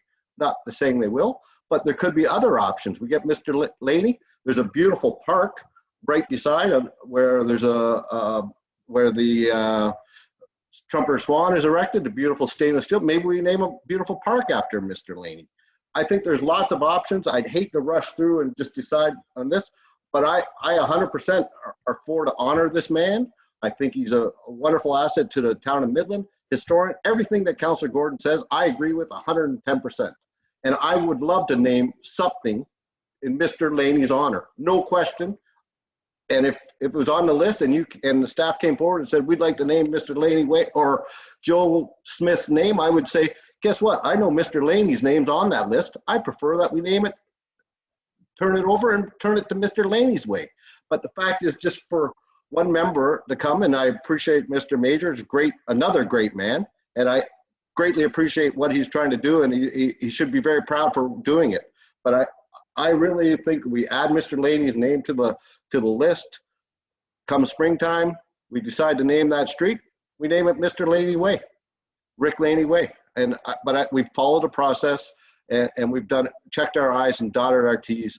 We followed the process, and we get to the same result that we're all looking for. That would be my suggestion. I would hope that's what we would do. But obviously, I'm one of 9. But I would love to see us follow the process, and we come up with the result that we are looking for. Thank you, Councillor May. Thank you, Deputy Mayor. Did anyone else have a request to speak comments for this matter? Or is there a member of staff that would like to give a little bit more context about the street naming policy? Mayor Strathern, please. Thank you, Councillor Main. I'm in agreement with the Deputy Mayor. I've met Mr. Laney a few times. I've had personal transactions with Mr. Laney. I know ship's captains. I know a CSL Commodore who had nothing but good things to say about Mr. Laney. I keep hearing them over and over again. And I am not in any way, shape, or form disputing that. But if we keep messing around with the policies, then you just you dissolve into anarchy. I would be quite happy if we made a motion, put his name on the list, and then decided to act on it, but follow the process, for the love of Pete. There's no question the man is deserving of recognition. Follow the process. Stop making all these exceptions. I get that you don't want to be rigid and so on, but there's a way to do that that allows for logical progression that allows other people. We've had people out here making deputations on behalf of loved ones that have contributed to the community in significant ways, and their names have gone on the list. And hopefully that there'll be an opportunity for those names to be recognized. I've seen the list. There are quite a few names on them. Mr. Laney, I think, I think that Mr. Major made a very good point. We're talking about a space, an area, geographic area that was significantly impacted by Mr. Laney, and actually Deputy Mayor makes a good point, and Mr. Dubo, and perhaps others that I'm not aware of. I'm certainly not averse to naming that street. I think that you might want to do it in a way that makes some sense, as opposed to just saying, well, geez, let's do that because he's a great guy. So I would support the Deputy Mayor's proposal that we at least follow the process and get his name on there, and then get that sign up as councillor for 150 bucks. Thank you, Your Worship. Mr. General, did you want to jump in here? I know Councilor McGinn had a question. I saw that your screen lit up there a few seconds ago. Yeah, thank you, Councillor Main, and through you to the rest of council. I just wanted to make it clear because certainly I can appreciate that everyone feels very strongly, that this individual, Mr. Laney, made a tremendous contribution to the town and continues to do so. I had the chance to speak with Mr. Major, who made the deputation, and certainly gain that insight as well. And I can certainly appreciate that. In some regards, I think certainly someone in my position who doesn't have a history of Midland, and became acquainted with the policy here, I was equally impressed with the background of all the people who are on that historic list. To join that list, I think, is a tremendous honor, and we certainly shouldn't view anyone joining that list as a slight at all. I mean, the contributions made by the people on that list, and we cannot forget them. And that's what the process encourages us to do, is to remember those people and the contributions that they made, and to consider them when you're selecting an honor like the street naming. So to join that list, certainly from our perspective, we think is a tremendous honor. The contributions that Mr. Laney has made, we think is certainly one that should be considered for that if you decide to do that. So we strongly feel that, you know, the policy is there for a reason. It is to recognize people. And those people, you know, are certainly waiting their turn, you know, with the contributions they've made. And I'd certainly encourage you to give it careful consideration. Thank you, Mr. Deneau. Just before we get to Councilor McGinn, as everyone knows, it's been a lifelong dream of mine to have a street named after me. So, there you go. It's all muted, but that's roars of laughter. There we go. Yeah, but I think that's a very interesting. We're talking about the street naming policy. Where do these names come from? I was Googling some of them. Interestingly enough, Lemoyne is spelled incorrectly, and we already have a name in town named after the same boat called Glenmore, which went through several names, and it was one time the largest vessel on all the Great Lakes, which is just incredible. So some of the histories, it sounds like we've been moving away from naming streets after people after we've had a couple of non-historic names like Coral Springs or Southwinds, which aren't, I don't think you could find any coral in the town of Midland, and I don't know if that was named after a vessel. But it's great that we have this naming policy. Just a question for you, Mr. Deneau. Is there any other policies that you know of at other municipalities, say facility naming policies, or any other, not just the award of merits, but other municipal programs that reward and long-serving municipal staff?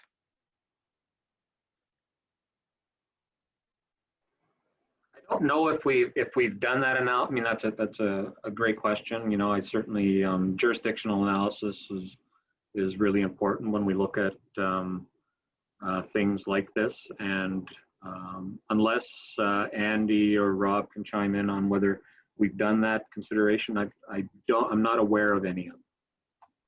But it doesn't sound like this is a normal thing. We have named facilities. Usually it's named roadways. That was just an idea. There's the harbor master's office right there. But before, I shouldn't be providing commentary, but I'll turn to Councillor McGinn. Did you want to provide some commentary, Councillor McGinn, and then Councillor Olszewski? Yes, I actually have a question. So, and it may lead to me doing something. So how long does it take for council to say, add this name to the list? And then I might have a follow-up. Well, it appears that this is a building and planning with significant input from the Heritage Committee. And so we would have to basically create a new provision, because basically all the historical names are people that have passed. Well, that's not necessarily true. There's some past mayors that are on the list that are still living. So maybe the naming policy can be updated and refined. But again, that's a separate task that we'd have to draft motion and provide direction to staff on that. Follow up? Yep, Councillor. I'm impressed that you know that. Thank you. And as for naming a street after Maine, you'd have to change your name. You realize how hard that would be? But there is a question. So there is a question to Executive Director. I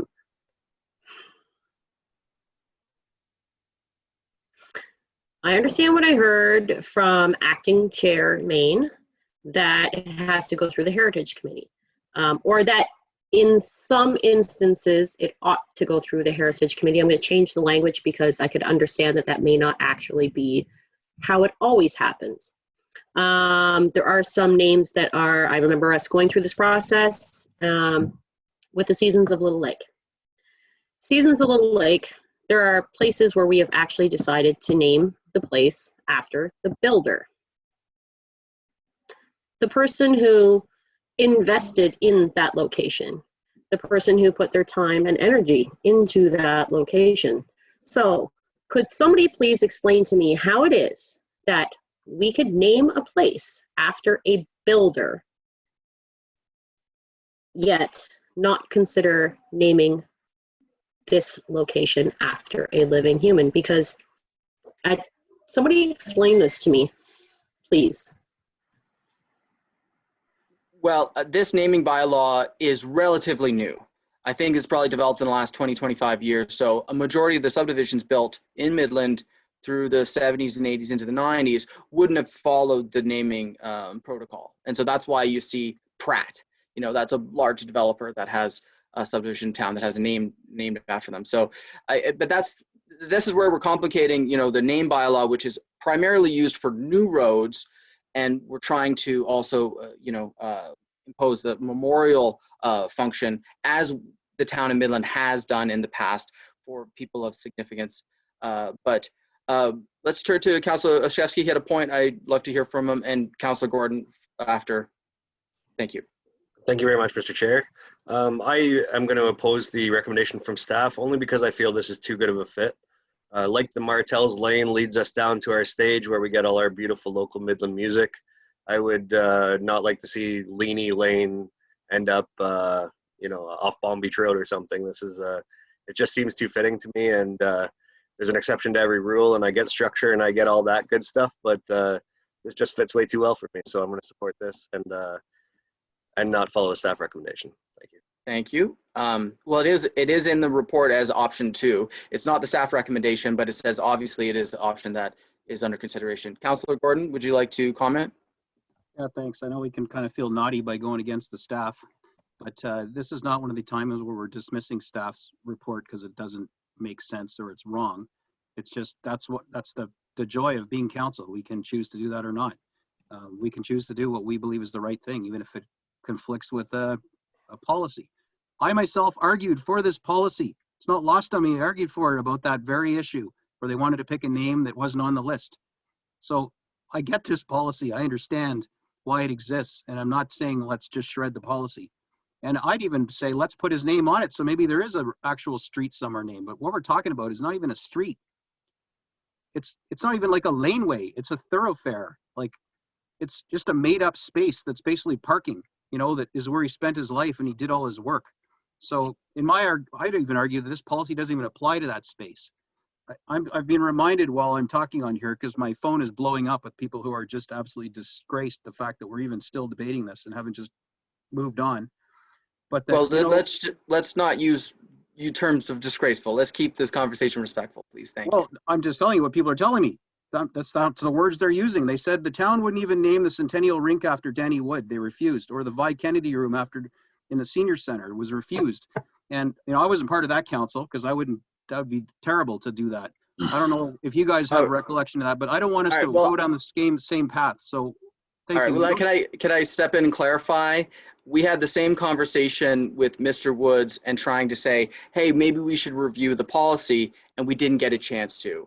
And so instead, there was a beautiful memorial that staff have done at the NSRC towards Mr. Woods and all of the great things that he did for the town. So it wasn't that we decided not against naming, it was about trying to figure out how to memorialize somebody who has such an incredible, and that's the challenge that we're facing here, is some people deserve more than just roads named after them.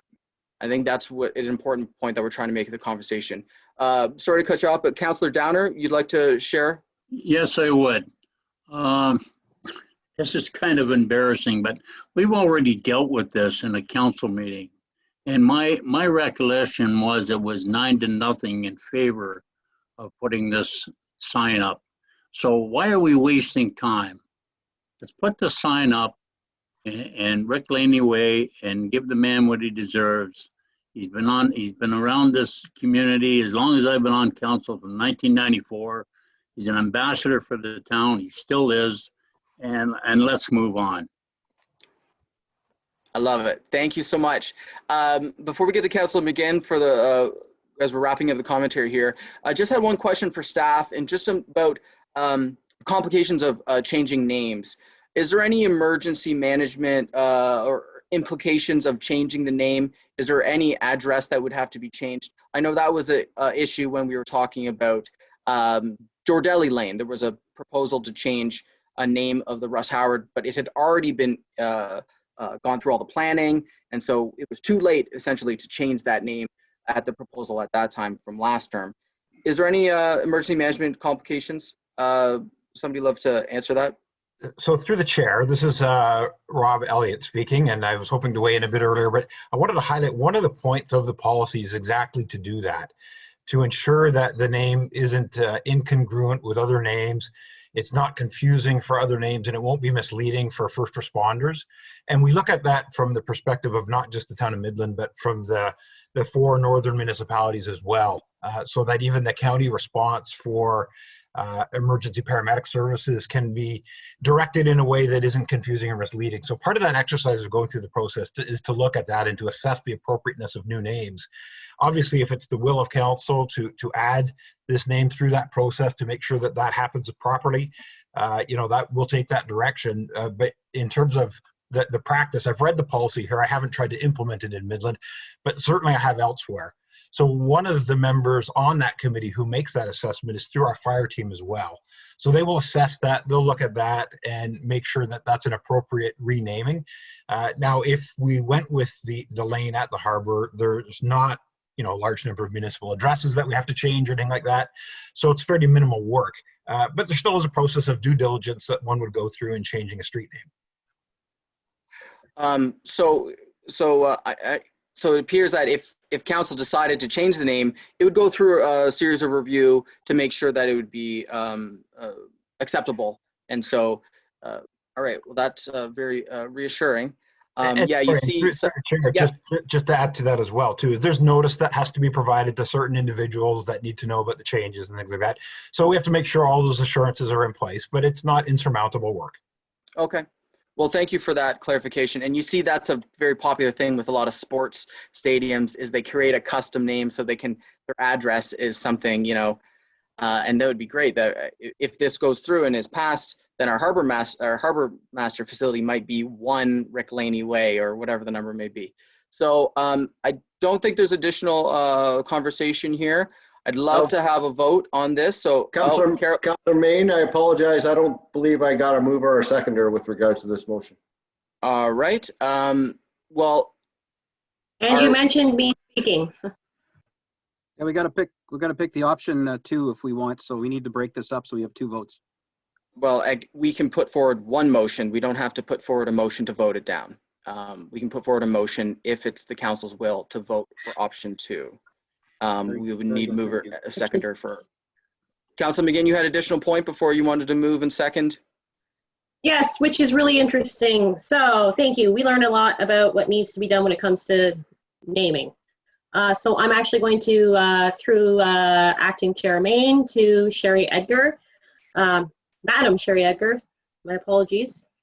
So can you please, as the clerk who is present right now, and whose name I can see, explain to us and for the public how it is that we are supposed to move forward right now so that we can have option 2 where we do. It isn't a renaming, because it doesn't actually have a name right now. So it's to put the name, to put the honor at that place. So it's option 2, but as it is right now, we have to say no because we need to decline the staff option to say no. Not quite. But we haven't put the motion forward yet. So we have the ability to put forward a motion. An amendment. Move it and seconder. The motion has not been read, so we can introduce the motion. I believe so. That is correct. Sorry, it's. Oh, sorry. Hi, Karen. Sorry, I didn't mean to disregard you. I apologize. Sorry. I'm not sure that my name is actually showing. It is now. Okay. Yes, there was no mover and seconder, so it was just basically it was a recommendation. The motion hasn't been moved and seconded, so it's not that you're doing. You can basically just bring a new motion forward. It's not a. Otherwise, if you had a mover and seconder, then you would have had to vote on that motion and then bring a new motion forward. Because you can do a friendly amendment on that one. So it sounds like we have a mover and a seconder. Councilor Gordon, Councilor Chevsky would like to move and second it. They put their hands up. I know, sorry, Councilor McGinn. You can third it if you'd like. And basically, I think the option that they'd like to move is just simply the motion that would say that the road between Town Dock Office and the Boathouse Restaurant be named Rick Laney Way in recognition of Mr. Laney's longstanding of public service to the Town Harbor Master, and that staff be directed to arrange for a sign to be erected. And recorded vote, please. Yeah, recorded vote, please. Yes, and just for clarification, the first part of the motion would also be that the report be received, so that while you replace the item number 1 with the option number 2, that would be just to make sure that that's included in there. And I will now call the vote. Would you like me to read that aloud, or is that motion is been read? Read the motion. All right. So the motion would read that staff report CSR 2020-14 request to rename a street at the harbor dated September 2nd be received, and let me scroll down, option 2, which says that the road between Town Dock Office and the Boathouse Restaurant be named Rick Laney Way in recognition of Mr. Laney's long-standing public service to the town's harbor master, and that staff be directed to arrange for a sign to be erected. That's how the motion would read. We have a mover and a seconder, Councilor Gordon, Councilor Chevsky, and I believe it's a recorded vote. So I guess we'll do a voice vote, Mr. Rush? Yes, that's correct. Well, you can use your cards again. Okay. As well. Councilor Prost? Yes or no, Councilor Prost?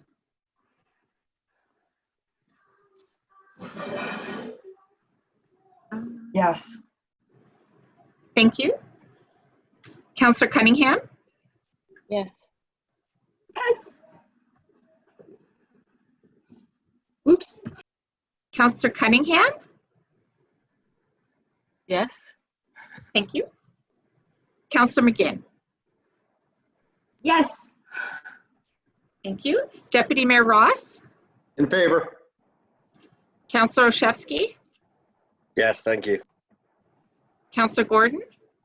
Yes, thank you, Council. Councilor Downer? Yes.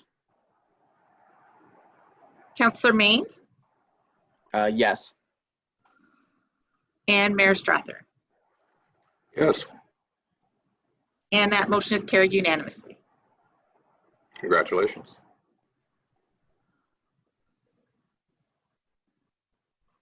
I'll pass the chair back to Deputy Mayor. Thank you so much. I don't want it. I'm kidding. Thank you. Appreciate that, Councilor Main. And congratulations to Mr. Rick Laney. Well deserved.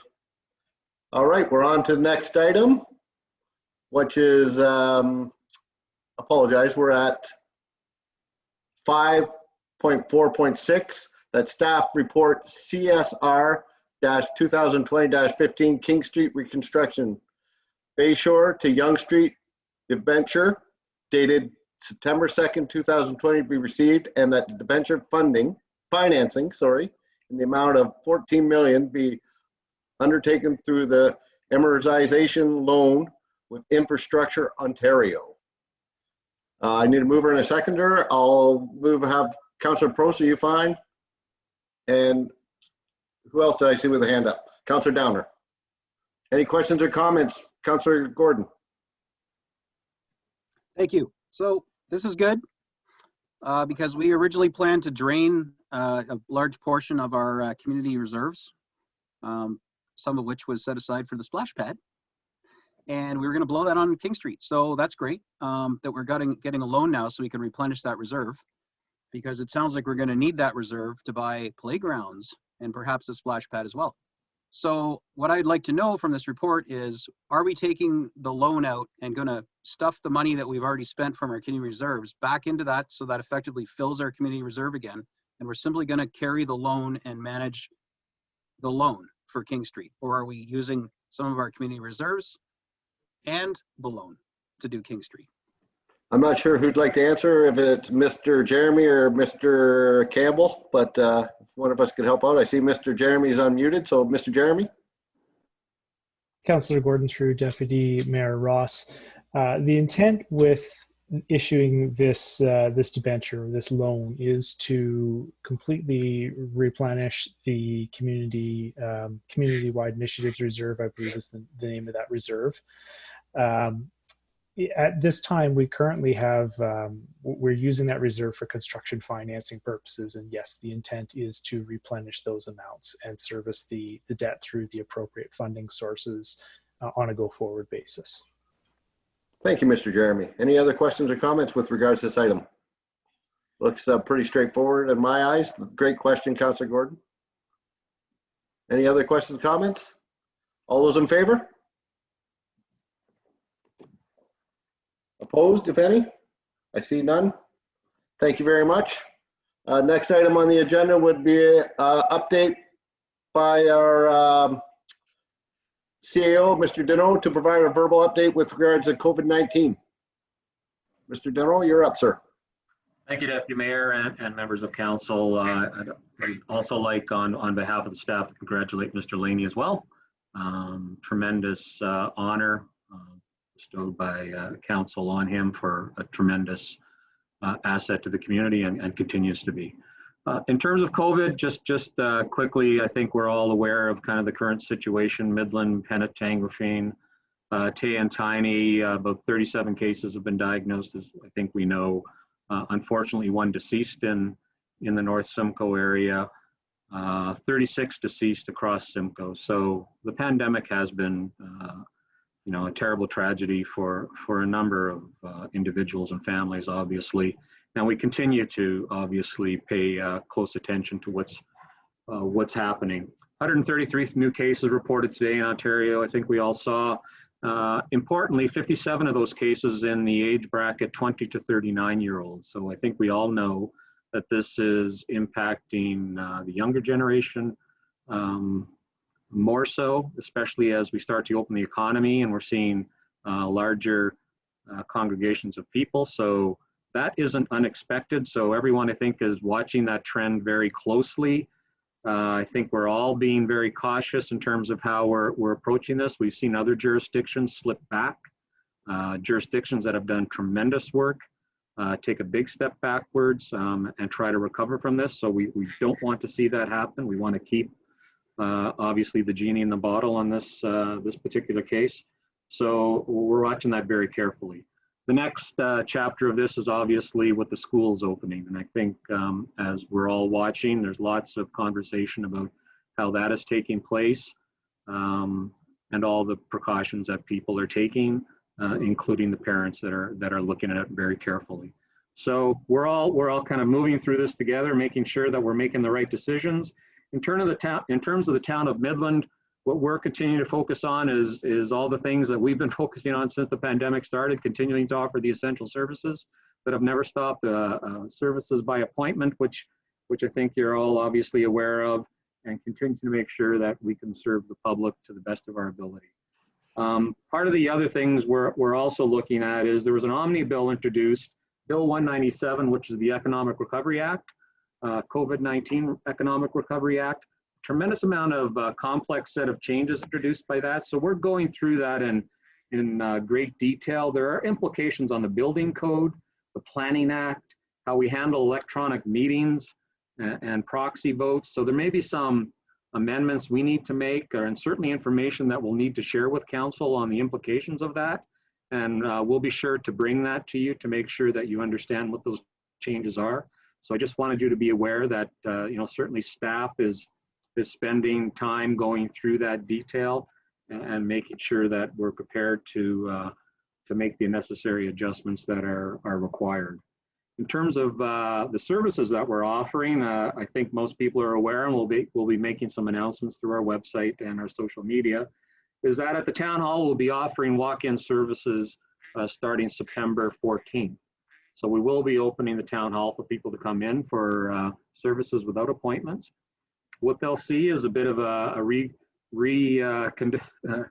reimagined customer service area. They'll enter through the 3rd Street entrance. We'll have reserved customer parking, increased parking for our customers there to allow them to use that entrance, and we'll be channeling them to a waiting area that provides them for a little more space.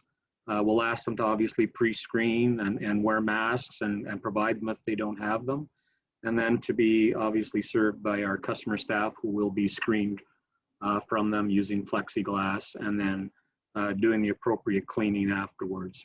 So our staff has been tremendous through all of this. I think you all know that, and we certainly appreciate all the notes of appreciation, the signs on people's lawns that certainly express their thank you.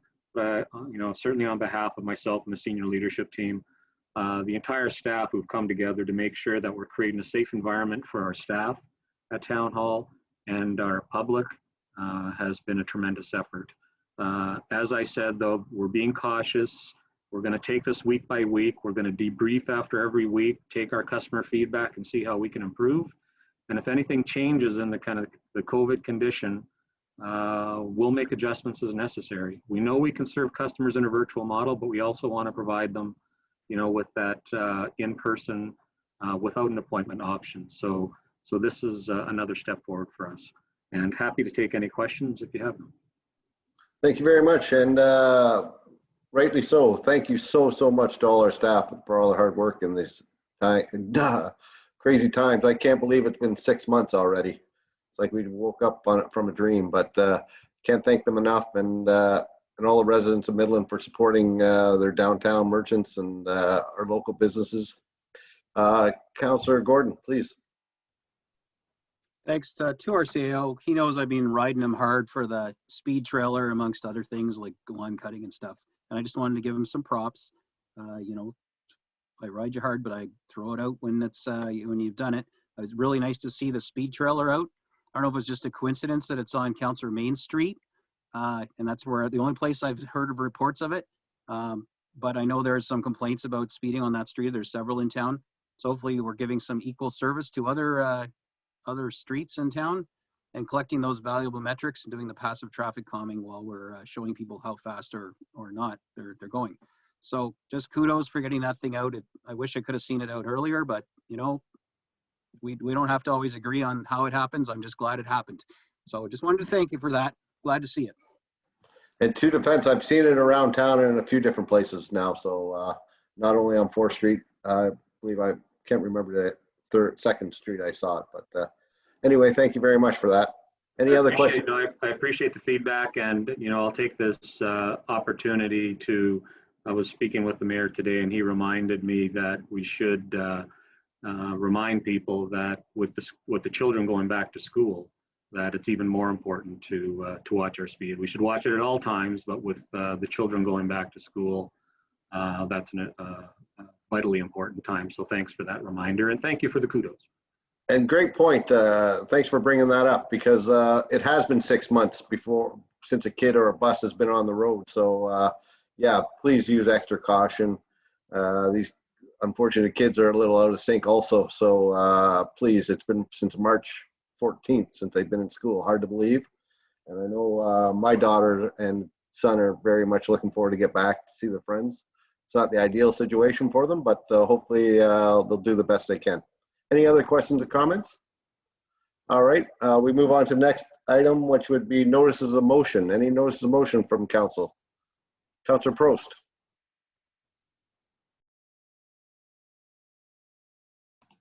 You're muted. Oh, there you go. You're good. Nope, there you are. Okay, Yes. sorry, it's a new one. I've sent these to the clerk. So I have 2 notices of motion. The first one, that staff prepare a draft site-specific interim control bylaw to deal with the resident concerns, including, but not limited to, noise, waste, and property standards of unregulated short-term rentals on Sumac Lane.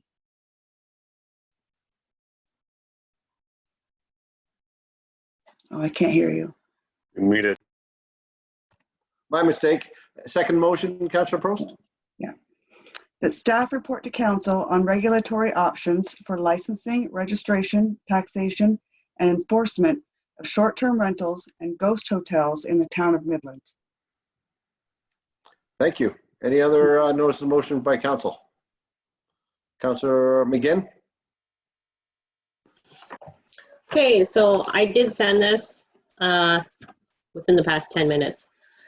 A motion to allow property owners to, on properties they own, join the corporation of the town of Midland in our B City Canada program pilot.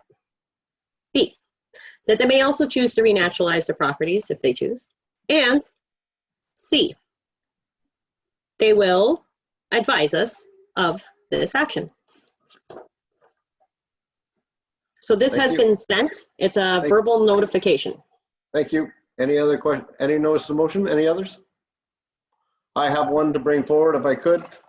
That staff Mayor? Yes. Sorry to interject. I don't know if you had, I did send you an email. Okay. Sorry. Just prior to you proceeding with that motion. Oh, okay. I didn't get it. That's the nudge, nudge, wink, wink, check your email. Yeah, exactly. Okay, yeah. So I have, I had them both, so we're all good. So I'll bring. Okay, so I have two notices of motion, if I could. First one. No, sorry, Deputy Mayor. I think when I sent that original email, I had sent a motion, and it was related to discussions that were going on with respect to another matter. I think it was. Parking. The parking. Yes, so just that one you can not worry about. I'm just sending you the wording for, yes, thank you. Yeah, so I have a motion that staff be directed to develop mandatory stormwater, wastewater connection policy for buildings on King Street between Bayshore Drive and Young Street prior to December 2020. And include options to assist owners with the implementation costs. So any other notice of motion? I see none. We'll move on to announcements. Any announcements from this committee? Councillor Gordon. Thanks, I have two. One of them is a little longer. I know it's hard to imagine me being long-winded, so I'm happy to break it up into two if you want. The first one is about the Midland Bay Landing petition that we all received in our inboxes. Deb Lacroix, a local resident, presented the Midland Bay Landing petition, and I urged her to do so in front of council at the ascribed time in our agenda at our next council meeting, and I provided her details on how to get on the agenda. We really need to hear from her about this petition, the results, and to address the concerns raised. And it shouldn't just be something they slide to us on an email after all this. So an email to council doesn't really do this issue justice. So I'm hoping and expecting Ms. Lacroix to attend our next virtual council meeting where she can present formally this the deputation or petition about the Midland Bay Landing reset. That's Councillor Gordon, she's aware that she needs to contact our clerk to set up that deputation? Yep. Wonderful. Next item? Next item, Taylor Drive update. So as you will recall, we had a deputation a few meetings ago from residents on Taylor Drive. I just wanted to let people know that the residents' concerns around the cleanliness of the dormant construction site have resulted in a deputation, a non-decision by council at the time, because we didn't do anything really, and staff, and further sort of aggravation by the residents since then. I have followed up with both resident and developer, and I believe have brokered an informal act of good faith as a first step in solving this 8-year ongoing conflict. The developer, to their credit, has committed in writing to us, you've read it, to moving the construction waste and unused materials off the undeveloped lots to somewhere far less, unsightly, for anything they can't get refunds from and picked up by their suppliers. They've also committed to removing the tarps. They're currently flattening, sort of covering these sand piles that blow into the residents' homes and windows, and flattening down those sand piles that have been causing ongoing issues with not only unsightliness, but the blowing sand, preventing people's lawful enjoyment of their property outside. And they've actually offered to cut the tall grasses around the development, even going so far as offering to cut what they believe is town property. Now, I've advised them, and I believe Mr. Campbell was on that email, that I have absolutely no expectation that they cut grass on the town's property. That's entirely our job. They did not put a time frame on this offer, which was a little concerning, but I think it's more than fair to give them until the end of September. The alternative, and they knew this, was a motion that I would bring forward before council seeking to have the work done by a town contractor and applying those costs against their developer's letter of credit. The stance quite clearly that I'm still prepared to take if they fail to meet their voluntary efforts. However, I remain confident that they will do so and that this matter will be finally at an end for both the long-suffering residents and the developer as they try to finish their subdivision. So that's my little update from the mailbag on that one.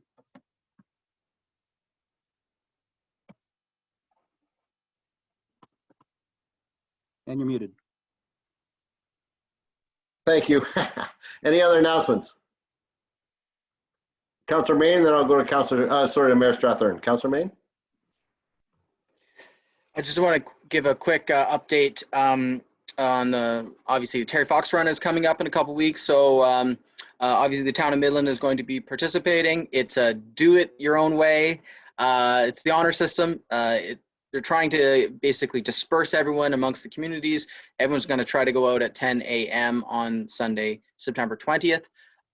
So if you can support, obviously it's a great cause. Terry Fox is such an inspiration to Canadians and worldwide for his heroic feat. And we just passed this evening. Also, the event is going to be at the waterfront, and it's the Waypoint Center for Mental Health Care. Get your mental health in motion, and that's October 10th. So that's several weeks away, but it's some fun runs to burn off some of the quarantine 15, as they say. Thank you. Thank you, Councillor Main. Councillor Strathern? Thank you, Deputy Mayor. Mayor Strathern, I apologize, Mayor Strathern. Yeah, I'm going to my mute button to see whether I've done it properly or not, but thank you. I've had a request here. EDCNS is doing a promotion known as ilovemylocal.ca. Basically, what they'd like us to do is to tell them or show us with the with the I Love My Local contest, which runs from September 1st until October 31st. Submit an image or a caption of your favorite local find, business, or charity at ilovemylocal.ca, and you'll get a ticket for that week's prize draw. You could even win a local shopping spree. For more information, visit ilovemylocal.ca. They're also running a number of radio spots. Sounds like a great way to get people vested in our local merchants, and I hope everybody will go and see what, put out there what they think their favorite, I know what mine is, so I'll get that in there. I'd also like to give a shout out to somebody who's been involved in the cultural arena in this town for a decade or more, and that's Mr. Fred Hacker. He has been involved in the creation of the Midland Cultural Center. He sat on its board, continues to sit on its board for a decade almost. He's been involved in some significant programming in that facility. He was one of the founding people in doing the Culture Midland planning document, and which identified a broader context within which we could do culture. And as recently as a couple of years ago, championed moving the context to the 5 communities, being Tiny Tay, Penetang, Washeen, mostly First Nation, and Midland. Mr. Hacker has just stepped down as chair. We now have Ms. Cindy Hastings, who's a councillor out of Tiny, as chair, and Clayton King, who will be vice chair. I look forward to their leadership, but I particularly wanted to acknowledge for the public the service that Mr. Hacker has provided in this area for the better part of a decade, possibly more. Thank you.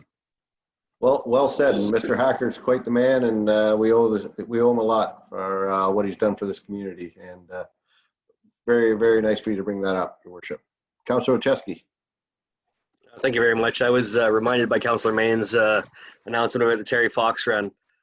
We had a very generous donation. It's actually being driven here tomorrow of $500.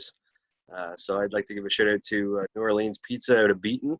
They had to get very creative with their business model in the last little while, and they've actually been delivering pizza dough and all the fixings you need to build a pizza, and they're driving them all the way to Midland, and a fraction of each pizza they've sold, they put into a pot, and they've decided to give it to the Terry Fox Run for Midland. So that it's the first Team Midland donation that I'm aware of, and they are actually delivering pizzas to Midland on Saturday. If you'd like to support the cause and eat some pizza, reach out to me for more details. I'm happy to provide and help you eat your pizza if you need. Wonderful. Thank you very much. Councillor Cunningham. Yes, thank you for bringing up the I Love My Local. There's a lot of enticement to support your local businesses here in North Simcoe, including also tagging on to the culture side of things. It's 30 Days of Culture all through September. So if you go on to the Culture Alliance Facebook page, you'll get some prompts on how to actually enjoy our local culture while still doing physical distancing. So especially Karen Mealing, but many members of the culture committee are sharing some prompts and ideas on how to get out and enjoy culture. And today's prompt is to visit downtown Midland and view the paintings on the construction fencing. If you have not seen that, it is definitely worth a little explore to see what our downtown Midland is looking like. And you can then participate in that contest and get a chance to win one of 5 local experiences, because the Cultural Alliance is 5 communities, including Midland, Penetanguishene, and municipalities of Tay and Tiny, as well as Beausoleil First Nation.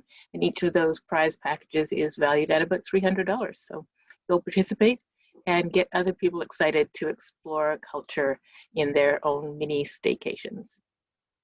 Thank you very much. Any other announcements? I'm gonna do one if I could. I just wanted to give a shout out to there's a new sidewalk going in between Dominion and Bay Street on 5th. And they prepped the whole site on Friday to be, I guess, to have the cement go down on Monday morning. We all know the storm that we had on Saturday night, and it literally washed down Bay Street. And Councillor Downer could tell you exactly. It was full. You would not believe it was unbelievable how much gravel and stuff was on that street. And we hear of all the things that don't go right with regards to construction, but I got to give a shout out to these guys and girls and the company. I don't know their name, I apologize, but they had that street cleaned up and did an amazing job. I have to give them credit where credit is due. I didn't see a town truck yelling at them or that they had to do it. They had it cleaned up, done.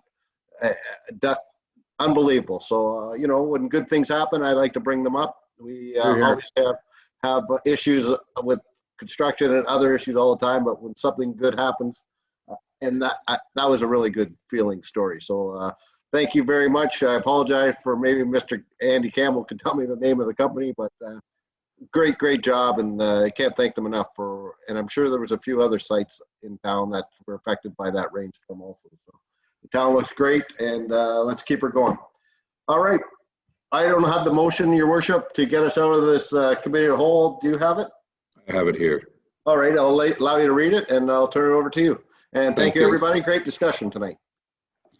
Thank you, Deputy Mayor. So moved by Councillor Main, seconded by Councillor Olszewski, that the committee of the whole rise and report. All in favor? Thank you. That carries. We then have moved by Councillor Gordon, seconded by Councillor McGinn, that the recommendations of the Committee of the Whole for the meeting of September 2, 2020 be adopted as resolutions of Council. All in favor? Thank you. That carries as well.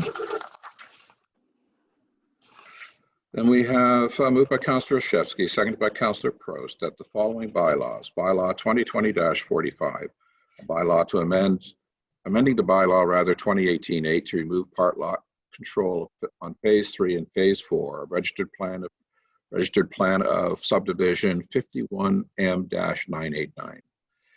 Also bylaw 2020-46, an agreement for rent reduction between the town of Midland and select leaseholders for the purpose of rent relief, to be added as an addendum to bylaws 2014-20, 2014-33, and 2018-28, as well as assumed agreement with Brightside Management Company, Inc., be passed and enacted. Any comments or questions on that? Seeing none, all in favor?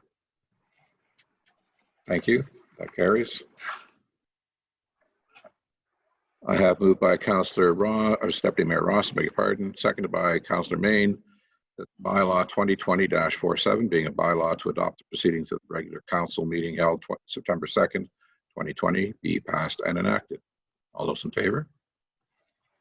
Thank you. 2 carries. And finally, I have a motion moved by Councillor Prost and seconded by Deputy Mayor Ross that this regular meeting of council adjourn at 10:48 p.m. All in favor? Thank you. Have a wonderful evening. Have a super long weekend.